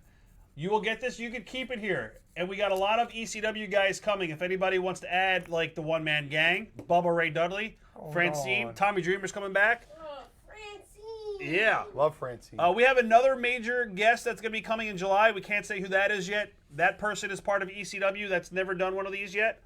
So if anybody's interested in this painting, it is $200. It's gigantic. It's excellent. And that's the back of it. You can get it signed by anybody you want. Always an additional cost to get them the autograph. So, but I'll give you a Meanie for free. If anybody wants it, it's $200. To Nathan, believe in yourself and you can accomplish anything. Oh, There you go, Nathan Dill. I believe in you. you sweet boy. They don't do tours at the arena. Janelle, what size is that? Chris Lewis wants to know. Oh shit. Can you read the collar? Okay. Give me a second. I don't even know my own shirt size. Oh, wow. That's awesome, Matt. Joe, did anybody, did Stu get one? Not yet. 3XL. 3XL. All right. Well, actually, Stu, Stu, are you here? If not, let me know. I'm going to end the show in a little bit. Stu. Well, he's going to pay either way. Stu, He's a really good Stu. customer, so I know he's going to do it. What's that? He's going to get the shot. Can you get me the JBL photo and have Meanie put "Eat Blue Shit JBL"? Do you want to do that? I don't care. All right, he wants that shot right there. Stu, we're going to sign it for you. Just order it through the website. To Stu or to Stewart? Or... Can you get me the JBL and have Meanie just write "Eat Blue Shit JBL" and just sign it? There you go, Stu Cox.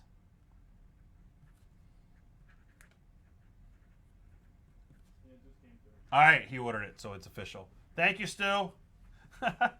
And guys, that's pretty much going to wrap up the show. Chris Lewis, did you want the shirt?